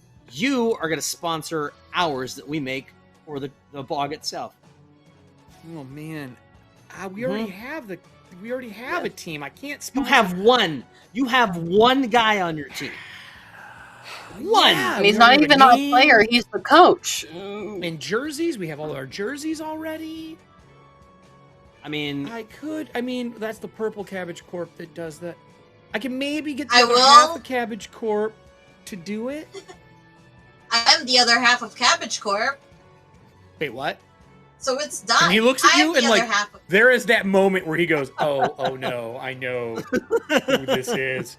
And he goes, I am so sorry. I apologize. I didn't know you were on vacation out here. I had no idea. That's what he says.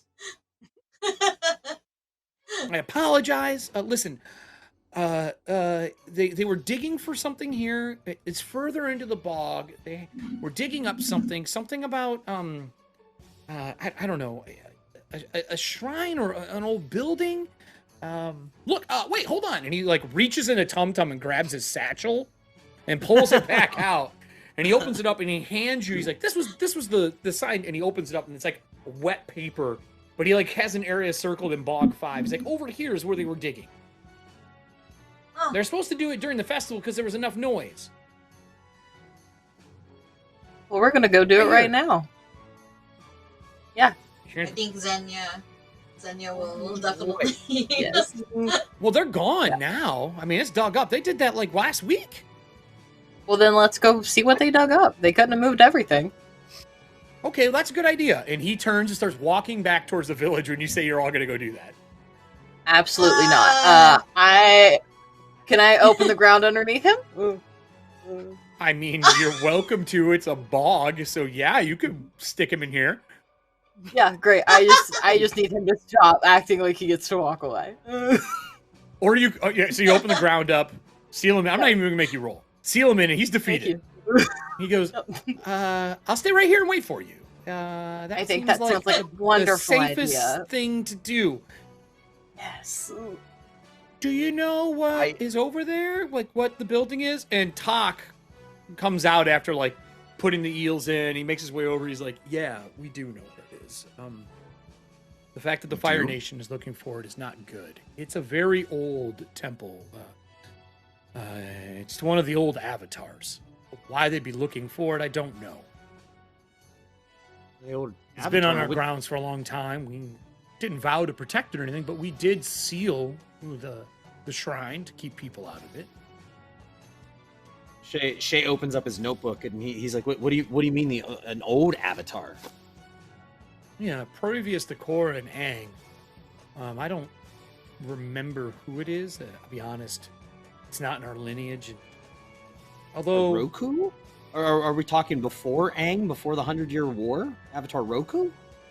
It would be before the genocide of the Airbenders. Yes, it's old. Wow. That would definitely be him. Look, I didn't know that there would be a temple out around this area. He kneels down and takes his bag out, and he starts pulling out some food and passes it out to everybody. Everyone recovers one fatigue.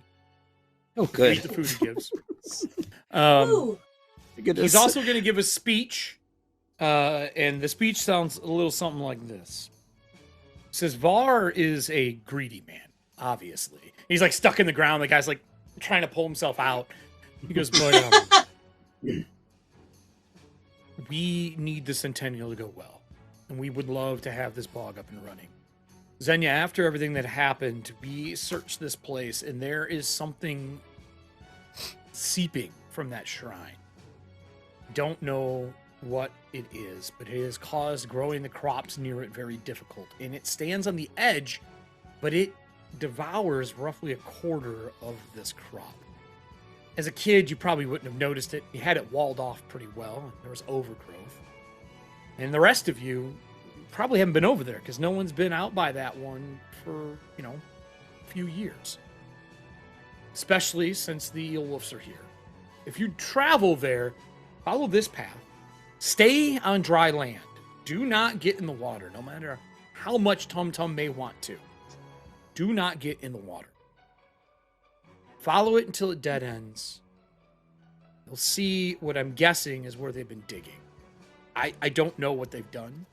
But there will be old Earth Kingdom inscriptions on the stones in the area as way markers to find it.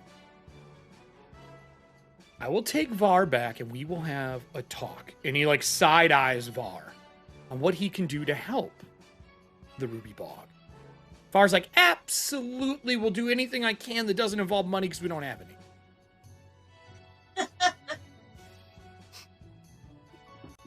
He's like, okay. Unbelievable. Well, my son says he needs machinery, and it sounds like you have spare machines laying around. So, let's go talk. I'm just guessing, son.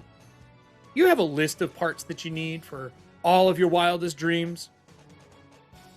In my bag in the hut, I definitely have a notebook that has, but I don't know if I trust showing him my notebook. No. I just want a list of parts. You know what? There's a very bright young boy, and he's back at the village, and he should be able to decipher the drawings there and at least point out kind of the things that he needs. Until I get back and I can provide a better sense of what it is. However, I do need you to take my pump back with you because it will not be of use right now. Sure, I can carry that back. Var's like, yeah, absolutely, we can carry it back. And the dad side-eyes him again. He's like, but not touch it and not take it. Just look at it immensely and longingly and, yep, just walking back. Can I get unstuck from this so we can go, please? Fine. Whatever. Thank you. My legs were starting to get stiff. And it hurts. You ever do anything like that ever again, I will make a lot more than your legs stiff. I'll bury your whole body in the ground. Like a threat? Yeah, it is. Shay kind of looks side eye. I promise. I feel like we just moved out of kids show to adult show. As soon as it came out of my mouth, and I was like, you know what? No, gets dark. we're letting it happen. Like someone watched the end of Korra. So, warning. I love the warning. The current Det Network show contains elements of horror, gore, violence, mature language, and themes. Pure discretion is advised. Phrasing. Look, if he's like, violence was going to come from anybody at this table, it was me. I'll do that. Yeah, that sounds great. Tox says I'll take Vog back. We'll take him back. Vok back. We'll be good. I'll see you. But be safe, kids, and the rest of you as well. Be safe, all right? This is not going to be something... I just have a bad feeling. With that, he gives everybody one more fatigue back if you have it. Ooh, nice. But to take that fatigue back, you must shift your balance. That's fun. I don't care which direction. I'm good. Yeah. So, with that said, should we go to intermission before we do our second half here, bud? Yeah, we can do that. So before we go to intermission, for those who don't know, every episode you are going to pick between a few things for Tum Tum. He is always curious. Then he's always something else. And with that, Adam, I put a few pieces in there for him. I don't know if you figured out how to do it on Twitch yet to do the poll up above. You just if you're in Twitch, you're on Twitch right now. Just go to your creator dashboard. Go to the creator dashboard for me, please. Okay.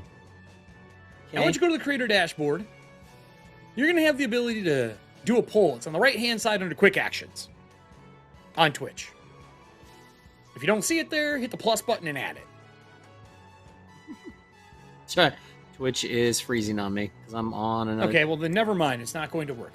So I'm just going to have everybody in chat do it, and I'll watch instead. So we have three options. Three options for it. We scroll up through all the nonsense of how they were going to stop the cement from ruining the bog. You can either be, he can be curious and honorific, he can be curious and destructive, or he can be curious and helpful. So honorific, destructive, or helpful. Chad, I want to know what the other part of Tum Tum is for the rest of the show. Oh no. So in chat, just start dropping which one of them you want them to be. I will type it in chat here for you as well. Okay. Just to, all right, hold on. Yeah. Oh, you got it? I think I was able to get it up. One sec. Oh, okay, well then if he gets it up, you'll vote. With that said, we're going to go into a quick intermission. Don't worry, we have some amazing deep thoughts by Tum Tum for you again. We're still not going to tell you who does it. No, you all are right. It's Diana. Yeah, right. And Obviously. What, Frank House? What were the three things that Tum Tum could be? Honorific, destructive, or helpful? Don't worry, Tum Tum is always hungry. That is just with curious. You said or hungry or helpful? No. Honorific, destructive, or helpful. Helpful. Gotcha. Yep, that's the three. He's always hungry. You don't have to worry about that. Ever. Now, because the thing is Tum Tum doesn't fit inside of this old shrine, so Tum Tum's going to be left to his own accords outside of the shrine. So I need to know what he does. Yeah, we'll leave it up. Break's going to be roughly about 9.5 minutes, so I'll leave it up for about 10 minutes. Okay. And did you put it in chat, or is it a different one? Starting poll now. Here we go. Yeah, you figured it out. Awesome. All right, everybody. We'll see you in a little bit. Enjoy. Get yourself a beverage, get some popcorn, and we'll come back to see what the shrine is all about and what avatar it is. Woo!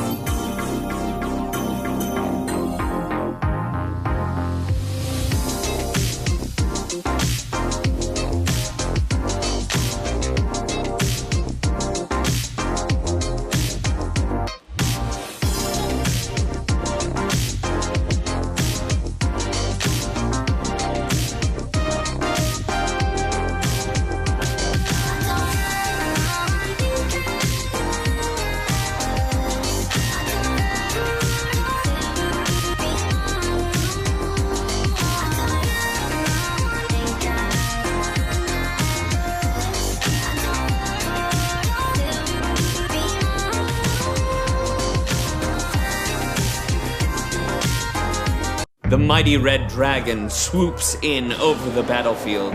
The wind beating from its wings nearly knocks you over. As you stand in its mighty presence, you realize there is no hope for any of you. Well, I'm out of spells, so I'm just a 10th level dude. And I'm still unconscious. So if one of you could please go into my bag and get my healing potion, that'd be great. Then I smash the lizard. Raging, charging, power attack. Roll your worthless attack.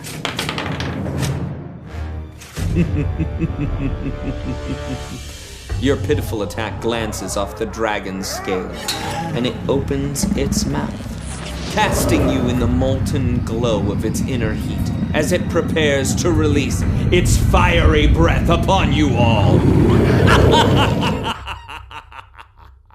Wait, I haven't gone yet. What weapon could you possibly have to defeat the great dragon? The greatest weapon in all the realm, forged by Norse Foundry to defeat all evil. No, it can't be.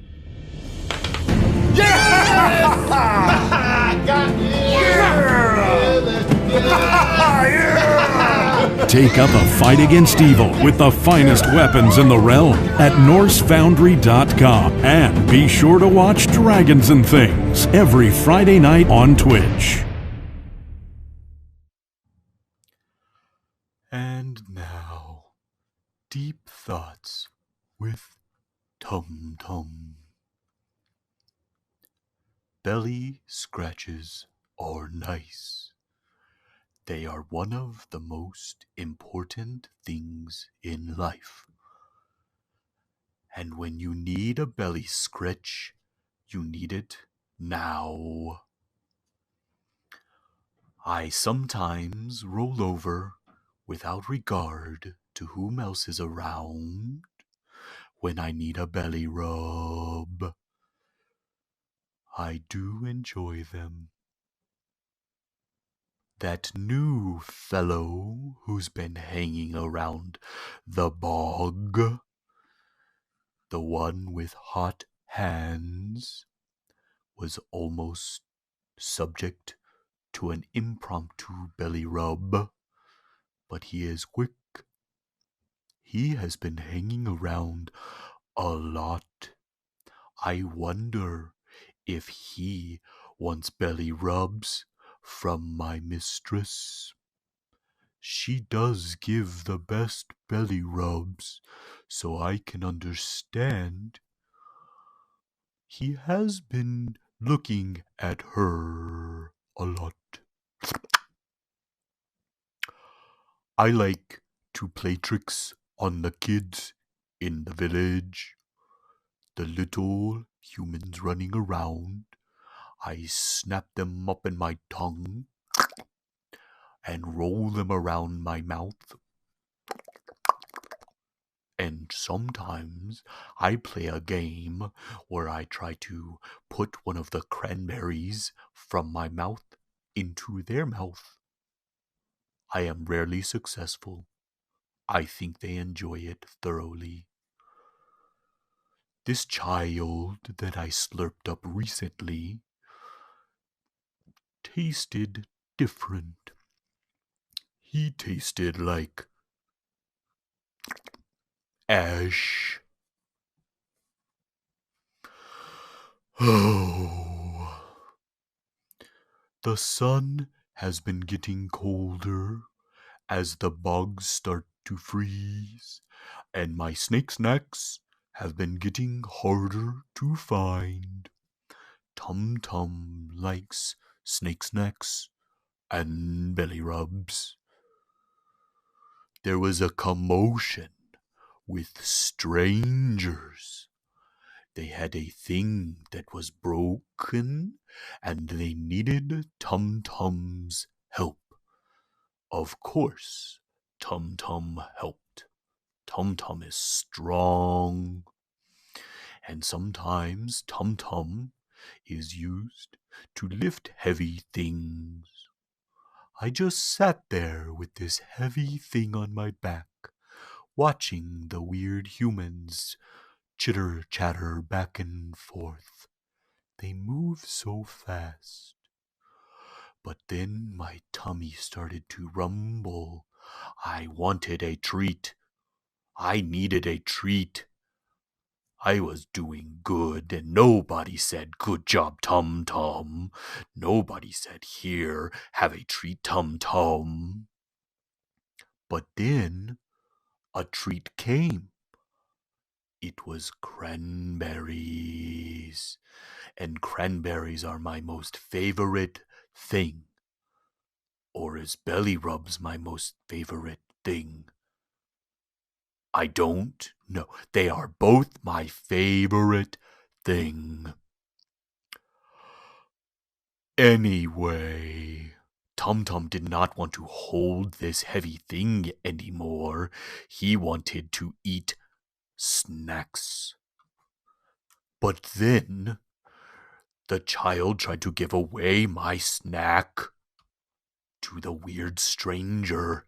So I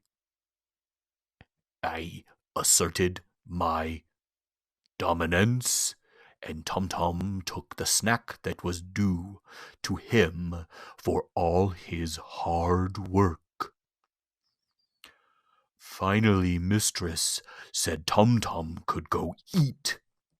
So Tum Tum left. Tum Tum has strong legs. And Tum Tum likes to eat. It is my most favorite thing. Or belly rubs. Belly rubs while eating. That would be my most favorite thing. Belly rubs while eating cranberries. Tum Tum is complicated. The elder elk frogs say, "Tum Tum, you have too many deep thoughts." But Tum Tum says I have just the right thoughts. Tum Tum was eating. Nothing special, just regular Tum Tum grub. And then there was a strange thing that was moving with weird noises and weird smells. Tum Tum wished to taste this thing.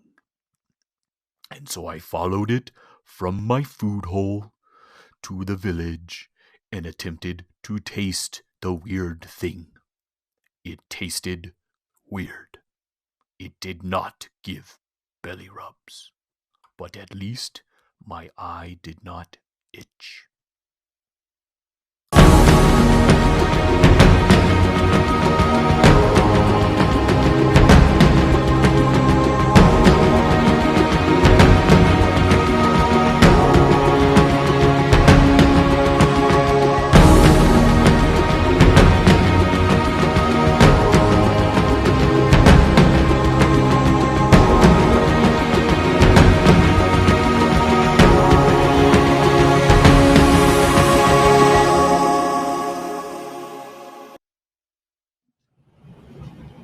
I don't.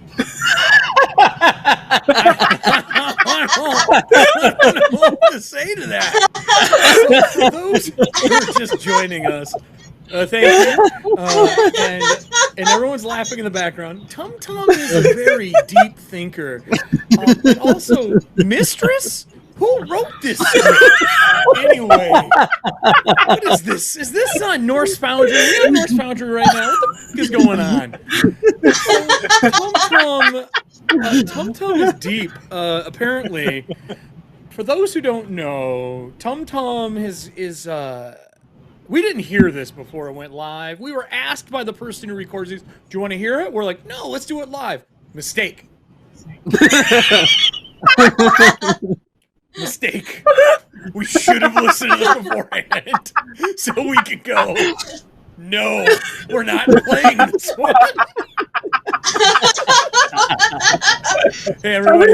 Welcome back to Book One Harvest with my lovely cast and crew. I don't know what to say. Tum Tum's gonna open up a parlor somewhere, I think, for belly rubs and food. Somewhere in Republic City, he's gonna be just set for life. Sweet God. Oh, man. So, everybody, if you missed the first part of the show, our group, their city is under attack by fire gears from a Fire Nation ship that crashed during our play tests. They leaked out of there, even though they stopped the ship from polluting the water outside of the bog, which would have ruined the harvest coming up for the cranberries at the Ruby Bog. Something happened, and these gears got loose. We don't totally know why, other than the Purple Cabbage Corp person, Vok, who apparently does not know how technology works, does not know how to build anything, is literally an announcer for the pro bending circuit, and is just here trying to recruit people because he's bad at his job and he wants to hire people who can do the things he can't. I mean, that part's smart. But he did try to steal stuff and did some things that were a little underhanded. But he's not a bad guy. Totally bad. So we made our way out to the fifth bog, the original bog, which is now known as the Eelwolf Bog. It is storming here. Tak, the head of the tribe here at the Ruby Bog, along with the rest of the town, but also the father to Xenia and Sormek, has headed back, walking back the Purple Cabbage Corp person, bringing the pump with them, as the rest of them venture towards this area that they say the Fire Nation was digging up. Upon arrival, making their way through the bog, I need to know, how are you following the trail and not walking in the water? Because he warned adamantly, do not get in the bog. Do not. There's motion in the water is going around and things are moving. Tum Tum side eyes that quite often.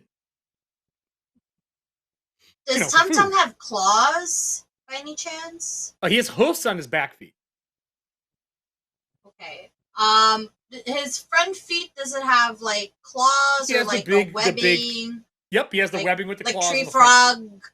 Okay. No, he's like a Goliath frog. He's like one of the big frogs. So he has the big claws in the front. They're not sharp, they're just big.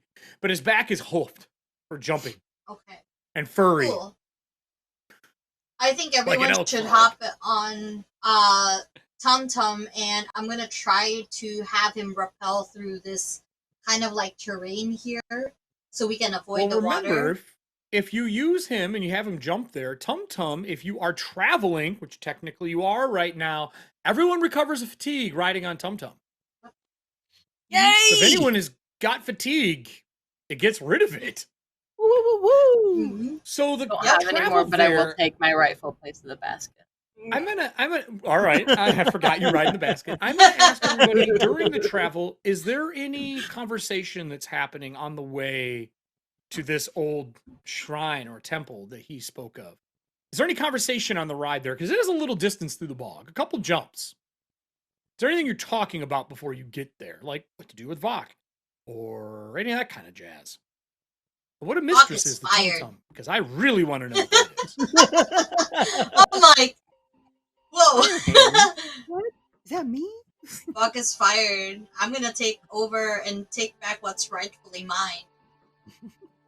But first, we need to like recover what's in this temple and find out what's going on. Why are we going to the temple again? Shouldn't we be going back to the village so that we can start making a plan to salvage this bog here? I just don't see the value of going to the temple right now at this moment. Well, you can think anywhere. Just a friendly reminder, you are thinking right now on the back of the bog. You might as well think of a plan to save the bog while we're on the way to another place that was clearly wanted by the people that just tried to set the village on fire. And they said it was somehow polluting the bog. Yeah, so really, this is helping save the bog, because we need to know what's getting into the water. Yeah, especially it's killing a fourth of the crops, Dad said. Like, it's a lot. This is valuable time that we could be doing research on other things. This is valuable time that you can be thinking of a solution while we travel. I just find it really strange that they talk about old Avatar, and if we're talking Avatar Roku, I can't think of any other like shrine to him like anywhere else on any of the continents or anything that would be causing like so much destruction from where it's actually at. I mean, there was a time, especially with the Fire Nation, that, and everybody knows the history of that, there was a 100-year war that happened, and then thankfully, Avatar Aang came back from that, and he was here to bring in peace and everything, and then 7 years after that, Republic City. But any other, I haven't heard of any other just like hidden Roku statues or temples anywhere. I'd be really intrigued to find out what's actually going on. This could be helpful to your vlog as well. We can find anything else out, and I would love to know any other information, because if it's something that somebody else doesn't know about and I get to like help find out about it and everything, that's gonna be like really cool. It'll really go to my resume when I want to apply to museums and everything as well too.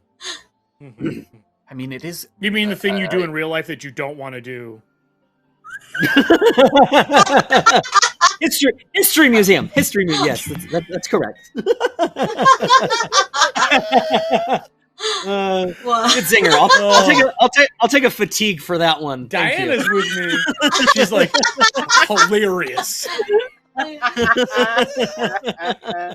So the first bound hit, and he hits, and he leaps out, and you see you are being tracked by some of the eel, and you jump up in the air again.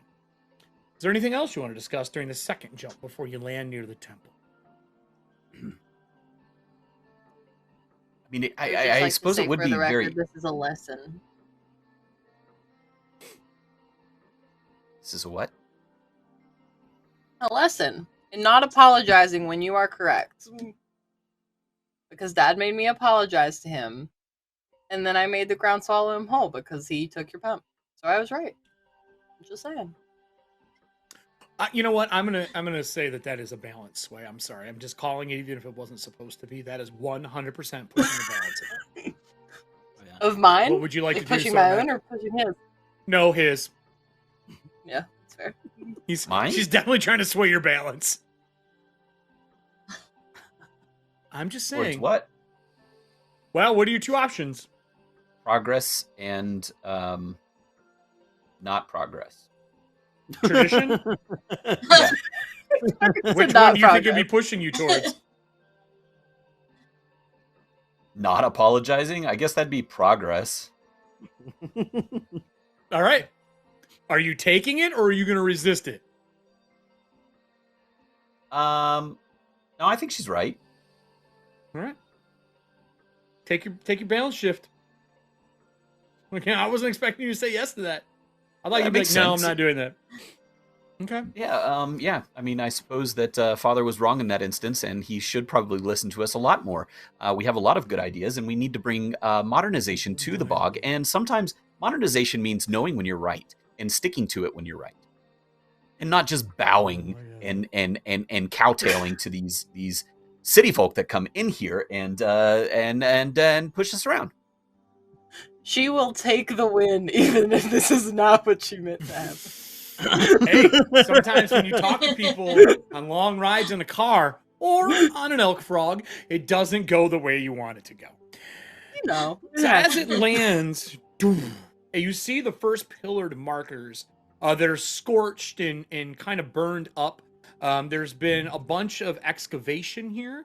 They've dug stuff out and they've dug down and opened up this naturally earthen stairwell that heads down, and it keeps getting tighter and tighter and smaller to where Tum Tum is like sucking himself in and like waddling through, trying to make his way through it. And you were probably a good 40 foot down from the surface, the land that you were walking. Tum Tum stops. He's trying to be helpful. And I'm pretty sure that's what won, right? Helpful? That he's trying to be helpful, and he stops. Helpful was the victor. He goes, because he's stuck. Oh no. Oh no, Tum Tum. Maybe you should wait outside. And he spills all of his water out, trying to thin himself out. And he like gets a little further in, trying to be helpful, and now he's wedged. Oh no. But I'm gonna take the water that he just spit out and bring it back in along his sides and just sort of make like a compression tube. Are you trying to push him back up the stairs, or are you trying to push him further down into the narrow gap? No, that's a bad idea. You know what? That is a great idea. Very smart. I'll give you a +1. What move would you like to use to do that? I'll give you a +1 towards it, though. That is a genius idea. Skills and training, I think. Yeah, all right. Give me a roll. Using my water bending in a actually, not that this matters in any way, shape, or form, but using my water bending in a technological way, like using it in a way that I've seen technology do to make the re-siphoning it through to make a smaller version to shoot out a jet that's stronger than what a waterbender can. Yeah. Agreed. We're definitely gonna have to make you a technique when the book comes out that's like water cannon or something. Water cannon. Blastoid water cannons. Yes. My buddy John DeHaan would be very happy. That's his favorite Pokemon. 7.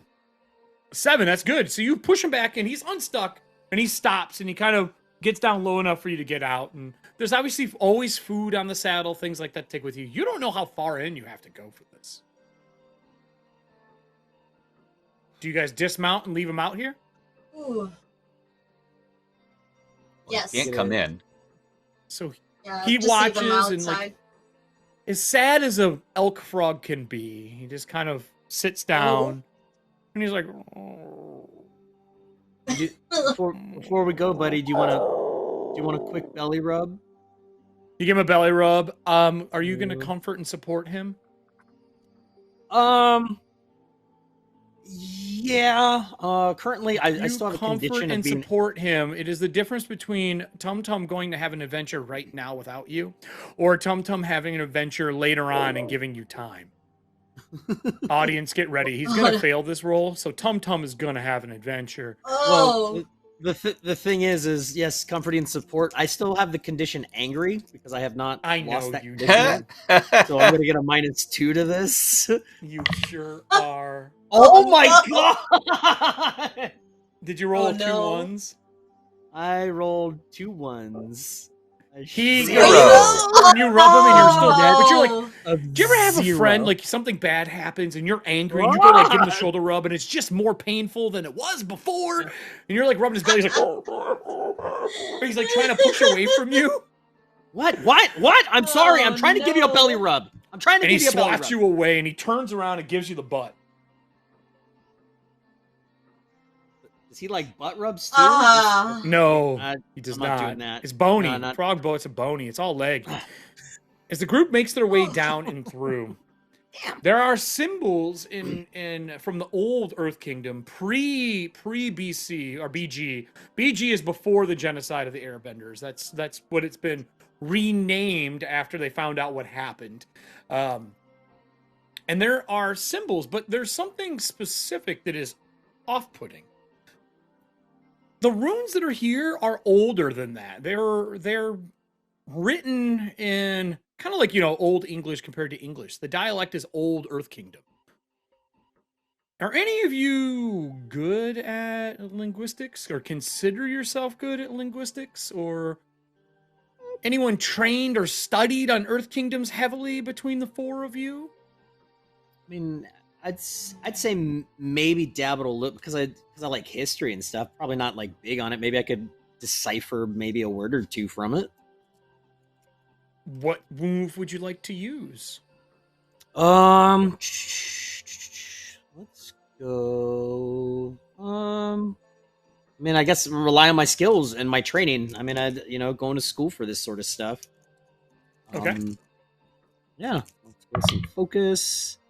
Okay, that's when I actually roll good. 9. No, I'm sorry, an 8. No, just an 8. Okay. And you're angry right now. Did you look up how to get rid of your angry? How long does that last? Yeah. What do you have to do to get rid of it? I either have to break something that's important or put people in danger to get rid of it. Okay, don't worry. I'll give you a setup for that real soon. Perfect. Thank you.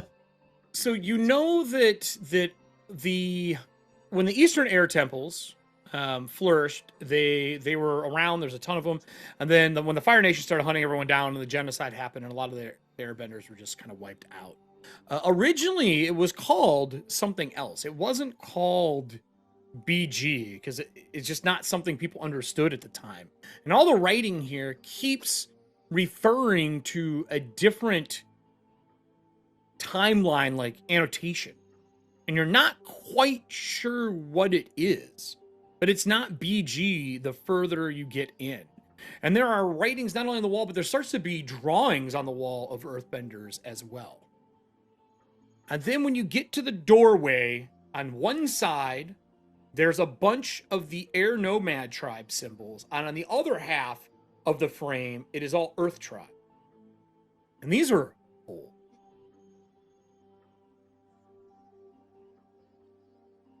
The door is open. There is light inside. What would the group like to do?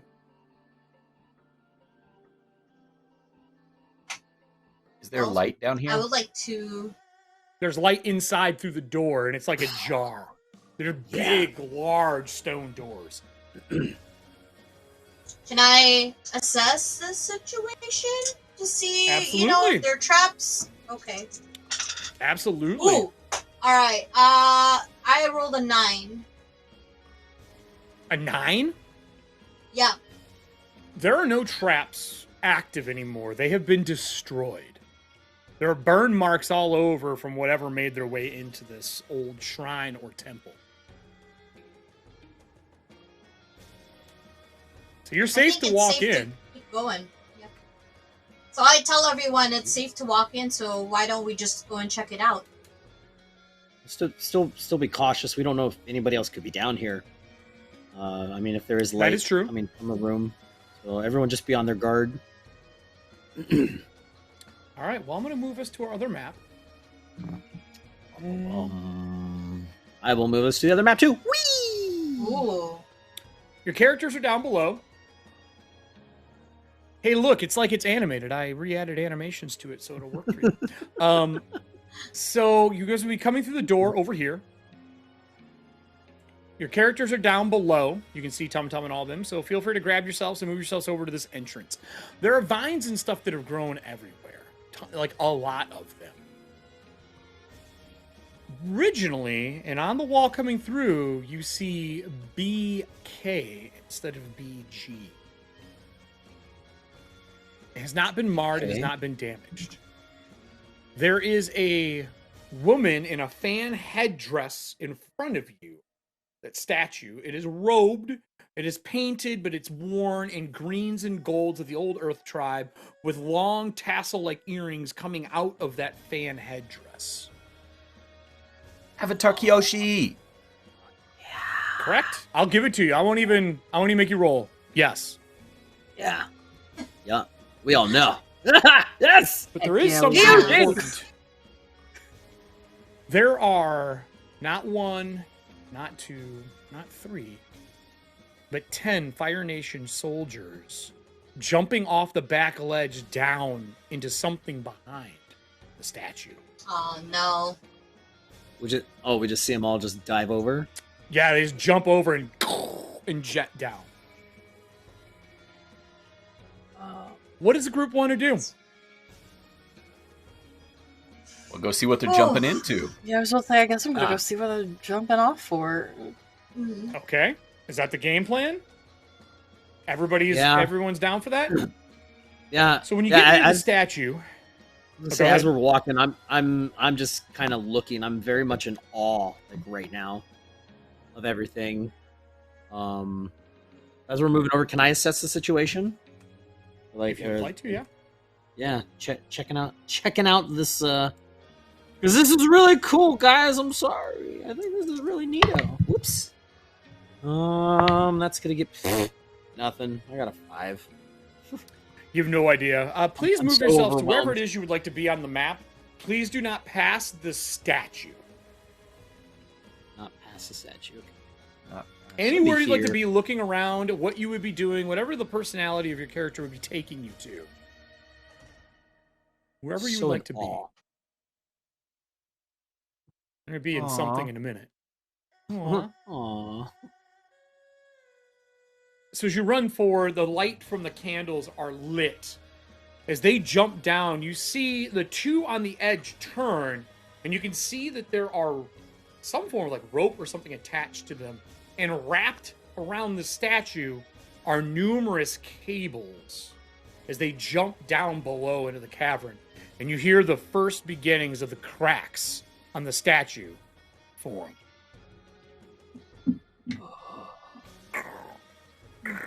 Why are they destroying the statue?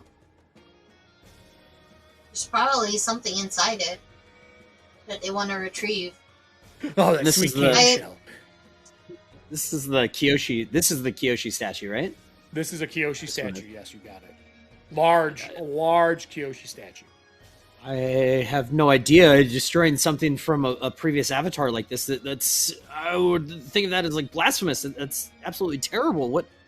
Yeah, I'd probably start rushing over to the statue. Okay. Yeah, you're rushing over to the statue. If they want it, then we want them to not have it. So I'm going to do the cutting technique with water and try and cut one of the cables. Cool. This is going to be a teamwork feat. It's going to be a 6-part clock. Remember, 1s through 3s, or 1 through 6 doesn't get you anything. 7 or 9 get you, or sorry, 1 through 6 get you nothing. 7 through 9 get you 1. 10 plus get you 2. If you get a crit, it'll get you 3. A clock. I'm going to move a clock over here. I'm going to put it in the middle of this place so you can see it. This is to stop the piece from getting pulled down. I'll make it big enough for everybody to see. I'm going to go around the table for everyone's doing. You don't all have to try to save the statue. You can do things that you want. I'll go around here, but I'm going to start in reverse this time. Shay, I will tell you, if you're willing to destroy something right now, you could get rid of your angry. You know, like a statue or... I don't want to get rid of the statue, though. Because it's Avatar Kyoshi. Dang. If not, you're going to be angry still. And if that's the case, what are you doing? I'd actually want to run over to the side and actually see what they're doing, like what the firebenders are doing. So are you observing? Yeah, I want to observe. Okay. Somebody else said they were doing that as well, right? Not me. Just you? Okay. Give me your roll then. We're not in combat. This is not a combat scenario, so there's no, like, who's going first. They're just doing something. So give me a roll for that. If you're doing observation, it's a basic technique. If you're doing... What is that? I think it falls under... Assess the situation? Yeah. Assess creativity. 1 in creativity. That takes me to a 9. A 9. They're pulling it down. Down below, you can see an old Earth Tribe village. Intact. Not destroyed. You don't see any people moving around. You do see a few of the fire gears down here. It looks like the Fire Nation is setting up shop in an old Earth village. underground, and they're taking the statue down and toppling it on top of what looks like the largest building down there. I would let them know. I like tell you everybody. You get one question though. Oh, I get one. Okay. Jeez. Okay. What? Dang. If I was to, if this thing was to actually fall and we couldn't actually break this or save this statue properly, to try to make it go off to a side to miss that giant building down there. Because I realized too that yeah. If you were to cut the ropes on one side, you'd have a good chance that they would jump and pull it the wrong way. Because you got to think the tension is fanned out of all of them pulling it down right now. Right. Yeah, we start to hear it crack. Yeah, I would just say that to everybody. It'd be like, Sormac, if we do it, cut the rope onto the one side. What side looks like it would be best? Like to topple over. There's buildings on each side, but the main one below, it doesn't matter, left or right. Either up here or down here. Either one is acceptable. Yeah, I'll just say, Sormac, if you cut the ropes, just do it on this one side. I don't know if we can actually save this statue, but there's an Earth Kingdom, like an old Earth Kingdom village down there, and they're trying to topple it. It looks like on top of a building. I don't know if we can save this, but hopefully we can stop them and find out what's going on. With that said, Sormac, what would you like to do? I would like to rely on skills and training. Okay. But I'm gonna do the live up to your principle. Ooh. Which what does that do? lets me take a fatigue and roll with when you take action in accordance with the values of a principle, mark fatigue to roll with that principle instead of whatever stat you would normally roll. So I'm going to use creativity instead of focus, and get basically make.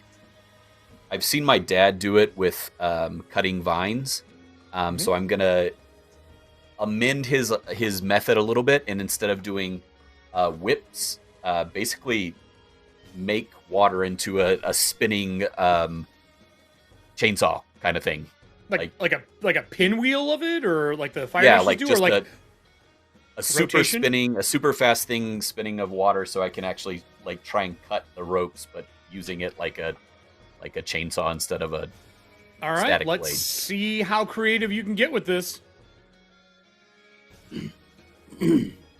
Creativity. That's what you're good at. So remember, 7 and 9 is 1. 12. 12 is 2. Whoa!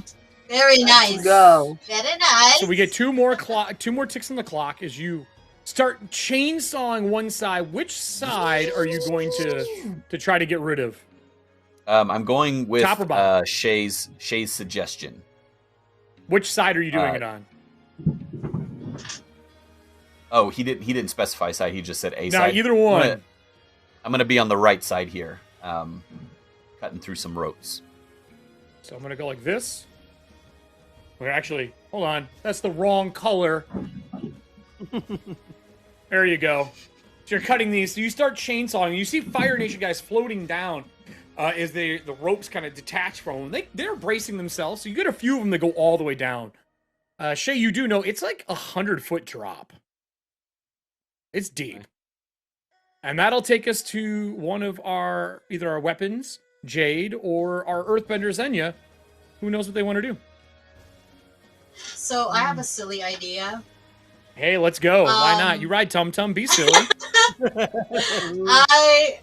I'm going to Tum Tum and I'm going to grab a firebender, what do you call this? A jersey. I'm gonna grab a jersey of like from a famous from his your backpack? Mouth. Like, yeah. Tum Tum's not down here. You're down inside of this place. It would have to be on you. Oh yeah. Tum Tum's stuck up top. I'm outside. I run and get it and then come back? It would take a long time. It was a long travel down here. Dang it. You would need to crit to get there in like one action. I would say if you have it on you, we could do something like that. Or you could pull it off Shay, because you know Shay's probably got one. Shay, I gotta have to borrow your Probender. Your jacket? Jacket. He does have a pro-bending jacket on right now. That is true. Yeah. I need to borrow it. You have to let me borrow it. I need to wear it. Gotta be nice to this thing. All right. Let's see. It says fire ferrets on it, right? Yeah, it's got a big fire ferret on the back of it. What are you doing with this? Oh, please tell me you're not using the power I think you're using. Oh, God. Banzu! The third! I am going to disguise myself as famous fire probender. I'm just going to just mumble. I mean, the most famous firebender. What firebender do you want? Oh, I mean, really, it would probably be one of the ones with Korra, right? Mako? Sure. You gonna try to be Mako? You could be Mako. Sure, I'll be Mako. Yeah, I'll be Mako. Mako's still around somewhere. I put like a disguise of sorts, like all of a sudden, like I have like a kit on me and like just magically like transform into Mako, like really bad like version. Oh my god, I hate this power so much. So you're using it. That means that when you use Panzu, it costs you 2 fatigue. You if you don't have Foolish right now. Do you have Foolish? I do, so I'll take the 2. So you take the 2 fatigue because you've already used this before because we haven't had a rest yet between these two. But that means you get a 12 plus. As they're jumping backwards, they're like, Mako? As they're like flying backwards. What are you trying to do with this disguise of absolute nonsense? I am Mako! I came to visit the hardworking Fire Nation soldiers. I was sent here to give you joy and make you happy. So now I'm here. Yeah, that sounds about how Panzu would go. It's pretty much how Panzu would go. A 12 plus means you get really 2 more on the clock. I will say that with the 2 more on the clock, 2 of them are jumping down, re-burn up, and land to see you. Way more excited than their job is, because Mako is a legend, and they land here and here next to Jade. They ignore Shay and land. Well, that leaves us with Xenia. 1 more bar to fill here. I haven't got to do a single move yet. Because all of you are statue hasn't gone over the side, right? Too well. No, the statue's not gone over yet. Can I just try to keep the statue here?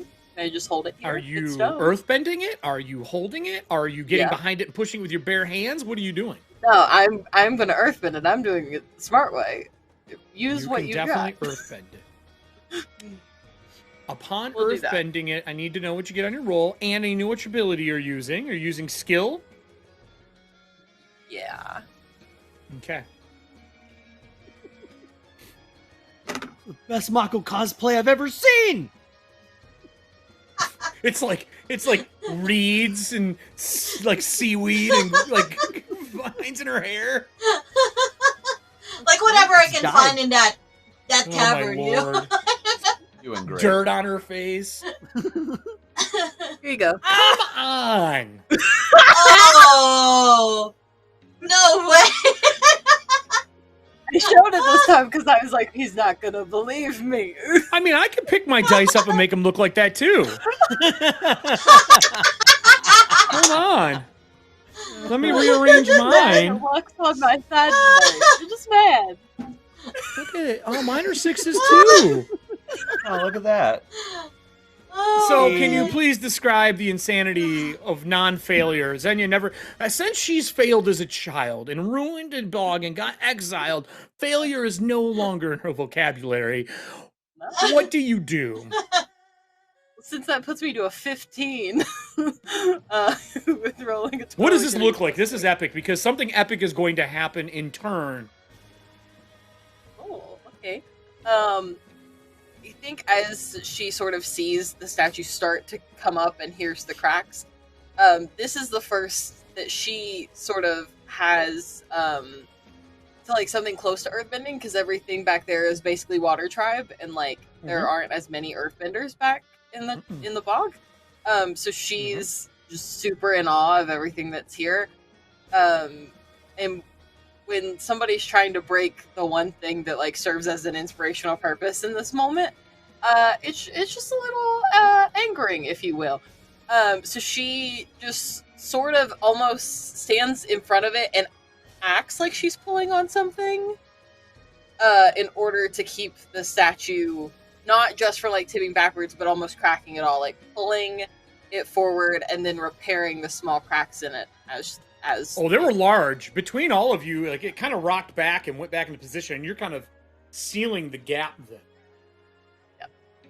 As those seams come back together, there is a gust of wind that starts from the back of the cavern out on the other side, behind the statue, that blows all of these firebenders just twirling in the air on ropes and careening to the ground.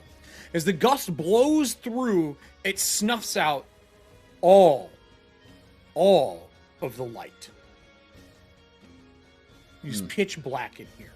And the only thing left is the spirit of Kyoshi standing in front of the statue. Wow. Now I have a question. Out of the four of you, who can see it? I would think I can, probably. It's your choice. I'm asking. Yeah, sure. I can see it. Why not? I can't see it out of my disguise. Sorry. That sweet ass hair is just in the way. Just right here. These cranberry vines. It's a spirit, you said, and is that why you're asking if we can see it? Like some of us can't see spirits. It's up to you. Yeah, some spirits can't be seen. I cannot. That's too traditional. I'm off balance right now. Perfect. Great answer. That's what I'm looking for. You get it. What about the firebender? I feel like Shay, if able to, would totally could, but I don't think in this moment he would, especially being like a Kyoshi as well too. Like I feel like something like that would be calling towards fellow earthbenders. Kyoshi steps forward one step from the statue and puts her hand on your hands that are sealing it together. And she puts them over top of you, kind of like collapsing her hands on yours. And she says, some things just have to be let go. The statue is not me. Just let it fall. The wind will carry it. Do you follow suit in what they're saying, or do you continue rebelling? Because I am pushing your balance too. Nope, I'll do what she says. I'll let it fall. Now I have to ask you, who did you pick to be your mark for your guardian trait? Sormek. All right. Sormek, the statue starts to fall, cables come up, whip around. The ones that you've cut, a few of them reach out and hit you and wrap around you as the statue goes careening over the edge and you follow. What does your guardian power let you do? I get, technically I didn't roll for it earlier because we talked about doing it on show, so I'll roll for it right now. We're doing it on stream right now. Yep, right now seems like the perfect time. So at the beginning of every session, roll and take up +1 for every yes. Do I believe that Sormek listens to me more often than not? Yes. Have I recently protected Sormek or helped them with a problem? Yes. Is there an immediate threat to my ward in this moment? Yes. Now you know why I waited. Yeah. Okay. I got a 7, which puts me at a 10, which means I get to hold 2, and I'm going to take one of those holds. I get a +10 or a 10 plus automatically to any move to protect Sormek. I want to hold that. How do you airbend him back? I'm going to literally pick the statue back up and Not what I bring said. it back over the edge. How do you airbend him back?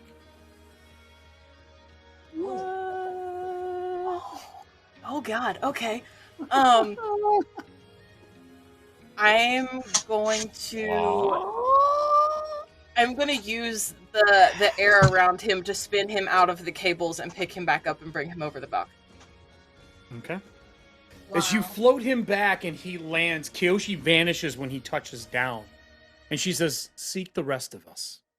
Now, if those who don't know, technically speaking, the next avatar should be an earthbender. That is where I would like to close our show for the night. Oh my God! For the third episode. Oh, wow. We're hitting it, right? We're at the right time. We're only like 10 minutes from normal, right? Yeah, Adam? Yeah. Is that right? We only got 10 minutes left? Yeah. Excellent. As long as you want to. Wow. I just wanted to make sure my timing was on point for the night. I don't want to cut us short. That was so Well, good. everybody, with that said, let's go around the room here. I'll let Moxie get herself back into place here. Let's talk about the DAT network. Adam, what do you all got going on the DAT network this week? Well, from today, I mean, we had second episode of Avatar Legends. Tomorrow night, we've got, I do believe it's episode 5. We're already like halfway point for some of our shows so far this season. We've got Shambhala, Tides of Change tomorrow. Kings of Dirt coming to you live, post-apocalyptic fun D20 system Saturday night, Sunday. Coming back with some Voyage of the Siren song. Next Monday, it will be back because our Monday show is off every other week here on the DAT Network. It is The Dice is Right. Tuesday, we've got some, Greatest Roll on Earth. And then Wednesday, Odd Jobs was off this week as well, too, but it will be back. And next week, Thursday, Saturday, and Sunday, our shows will not be going on. We're going to be taking just a week off because myself and a little breather, I'm actually going to be out of town because my little sister is getting married next week. Woo! That's not a good reason to not stream. I'm sorry. I don't think... I'm just kidding. She would understand. She would understand if you had to make Ogre Force. That's very important. I could probably do Ogre Force, but running the shows and everything else, I'm just kidding. Nope, I think it could work. Yeah, I think it'd be great. Yeah. So we're gonna go counterclockwise here. Clip that and send it to her. Justice, what do you got going on, buddy? What do you got going on? Well, we can you talk about the thing you couldn't talk about the other week? Nope, not yet. It has not been announced yet, so I still can't talk about that. It is coming in April, but I don't know when we're actually going to announce it. We had the first episode of our Lock and Key inspired Call of Cthulhu game last Friday. We raised $650 for Jasper's Game Day. That's awesome. Wow. Yeah, it was a lot of fun. Cool. And we barely made it into the house, which is where everything's supposed to take place. But you know how things go. And we are not coming back 12s. Tomorrow night. We're gonna take off. We've got a cast member that's in Europe right now, so we're kind of giving it a break with everything going on. So we are going to be doing. I think the plan is to do just a general Q&A world building type session. So we hold the spot tomorrow night at 7. Oh crap! I find Bard and Barbarian. I can't remember what time we're going live. And we skipped our Tuesday, Thursday morning show this week because we're redoing overlays. So next Tuesday we should be back in better than ever. Tuesday at I know all about that Central. All about that. Monica, what do you got going on? Geeks a Go-Go. Talon and Claw is launching their new Kickstarter on Tuesday, so everybody... I do know that. I know they are launching that. We're doing some stuff with them, hopefully for Watching Paint Dry. We're doing a Cthulhu box on Watching Paint Dry right now. I don't know if you saw that. Ooh. No, Purple Heartwood. You come make riddles laugh, and you get entered into drawings for it. Nice. Oh, I can make riddles. So what do you got going on? Me? Monica, where's my mace? Well, where's my mace, Monica? It's here. I'm gonna work on it this weekend. Oh my gosh. So on Tuesday nights, at 7:30 p.m. Central, I do stream on Twitch. I make cosplay, and answer people's questions. If you have any questions about cosplay, I do have a few things coming up next month, which I can't announce just yet, but it's pretty awesome. But yeah, if you don't catch me on Twitch, catch me here every Thursday. So yeah, yes. Really excited. And are you gonna wear something to GaryCon? I might wear Tasha's, but I haven't really decided on it yet. I'm expecting some cabbage goodness. Oh, do you want me to wear it? Oh, it'd be hilarious. We should definitely take pictures with people for cabbage stuff. That would be amazing. I think we should just bring one little cabbage, paint a face on it, and have people take pictures with it. So my god. I can make anyone do it. It'll be great. Yes. I'll do it. Oh, that's right. You're going to be there too. Ooh. Moxie, you and I just have to head there too. Gotta get there. I know. Me and Adam just gotta figure out a way to get there. Moxie, what do you got going on? I know you got a season finale around the corner, don't you? Very close. So we couldn't do episode 9 last week because of cast member illness. So episode 9 is now this week.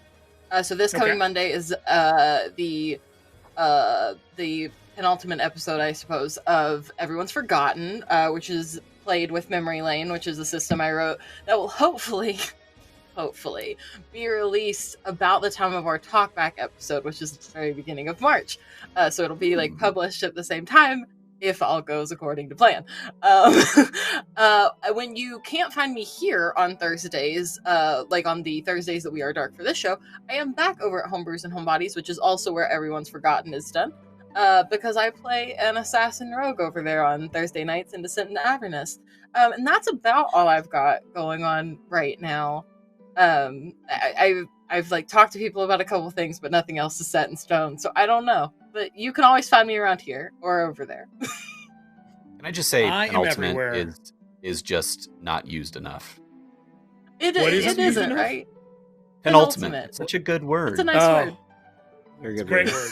I use Pentakill a lot, but that's because I play League of Legends. Anyway, I am everywhere. You can find me on Frank House Presents. You can... What's that? What was that? Very, very different. Pentakill. Yeah, very different. No, it's the same thing. That is not true. Apparently, English class. I don't think that Sormek finished that one. I'm on Norse Foundry 3 days a week, Monday, Wednesday, and Thursday afternoons. Duskfall episode 3 is going to be this week, and then we'll have a week off. If you have missed that, opposite of this show, it is super adult, very violent, lots of murder, blood sprays everywhere. There's literally a stream loot card that you play that says describe it as a gory scene. So that happened last week. I can't say what happened there because it's too adult for this show. Wednesdays is the same thing at 5 p.m. You get to come play as Zix the Whisper. It is creepy. They got out of some deep water last week. Thursdays is the chill one. We did it this morning, watching paint dry. And then over on Eric Frank House Presents, you can find me doing Ogre Force and Nim Missions, where you play as Nim. Ogre Force is our love letter to Voltron. And there's something else coming up soon, but I have to wait until my Saturday show's done for the new Saturday show to start. Because why not do another day of the week? Yeah, you should. Hey, have 7. You should do 7. I mean, do 7, Frank House. Come on, that's how you do 7. I will be doing a live show at GaryCon Thursday afternoon. I'm not allowed to say what it is yet, but it will be a live show on Twitch on one of the GaryCon channels. And I can't thank you more than having me on here, Dat Network, to run Avatar. This is an amazingly fun system. There is a chance that the final version of the PDF comes out before this show's finished. So we might have some new rules and things to play with, and I'm pretty excited. If so, I expect Tum Tum to do a review of the full PDF for our intermission. That would be hilarious. Just a complete read-through. Nah, just a short... No, Tum Tum could probably do it in less than 5 minutes, because that's all the time he gets. 6 hours of Tum Tum reading. 6 hours of Tum Tum. It's just a Yule log, but it's just water on it instead. Yeah. Lord. Perfect. So thank you, everybody, for joining us. Thank you to the Dat Network. Thank you for everyone who showed up. If you would like to take me to a solo cam, I would like to give us our little Marvel teaser for the end. Sure can. Say bye, everybody. Bye, everybody. Bye. So, everybody, I never told my crew, and they're hearing this for the first time, that we would actually be playing with an avatar. I actually said we wouldn't be. I lied. I like doing that.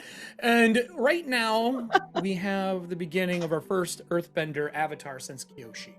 And they're picking up air for the first time because I've realized every time I watch Avatar, that is the one that's the hardest for people to learn, and I did not want that this time. I want it to be the first thing they learn. So from the audience, right now in chat, between water and fire, I need to know what the last and hardest power for Xenia to learn is going to be. Just fill chat with whichever one you think is going to be the hardest. The closing scene is simple. Tum Tum is outside. We did delay Tum Tum doing anything. Anything. Until now. Tum Tum crawls out of the hole, climbs up, and sees Fire Nation ships on the shore. They are moving something on a large sled, a machine-like sled, out towards the Fire Nation ship. Tum Tum, wanting to be helpful, along with Curious, leaps to the Fire Nation ship, landing on it and immediately knocking everybody overboard. Tum Tum believes that the Fire Nation ship is leaving with something important, and they're not wrong. That sled is covered in something that I would definitely say that Ruby Bog doesn't want to have taken. So next week, everybody, we're going to start off with Tum Tum. And Tum Tum is going to be played by the cast for the first few, I'd say 15 minutes of the show. Oh my Everybody is going to get to take an action. Oh, wow. Tum Tum has been powered by Kyoshi for the opening piece. And I hope you guys are all ready to have some Tum Tum fun at the opening of the show before we get into all the really bad stuff that is happening down below. Thank you, everybody, for joining us tonight. I hope you enjoyed the show. We'll see you next Thursday. Right, Adam? Next Thursday or Thursday after? Thursday after. 2 weeks. 2 weeks.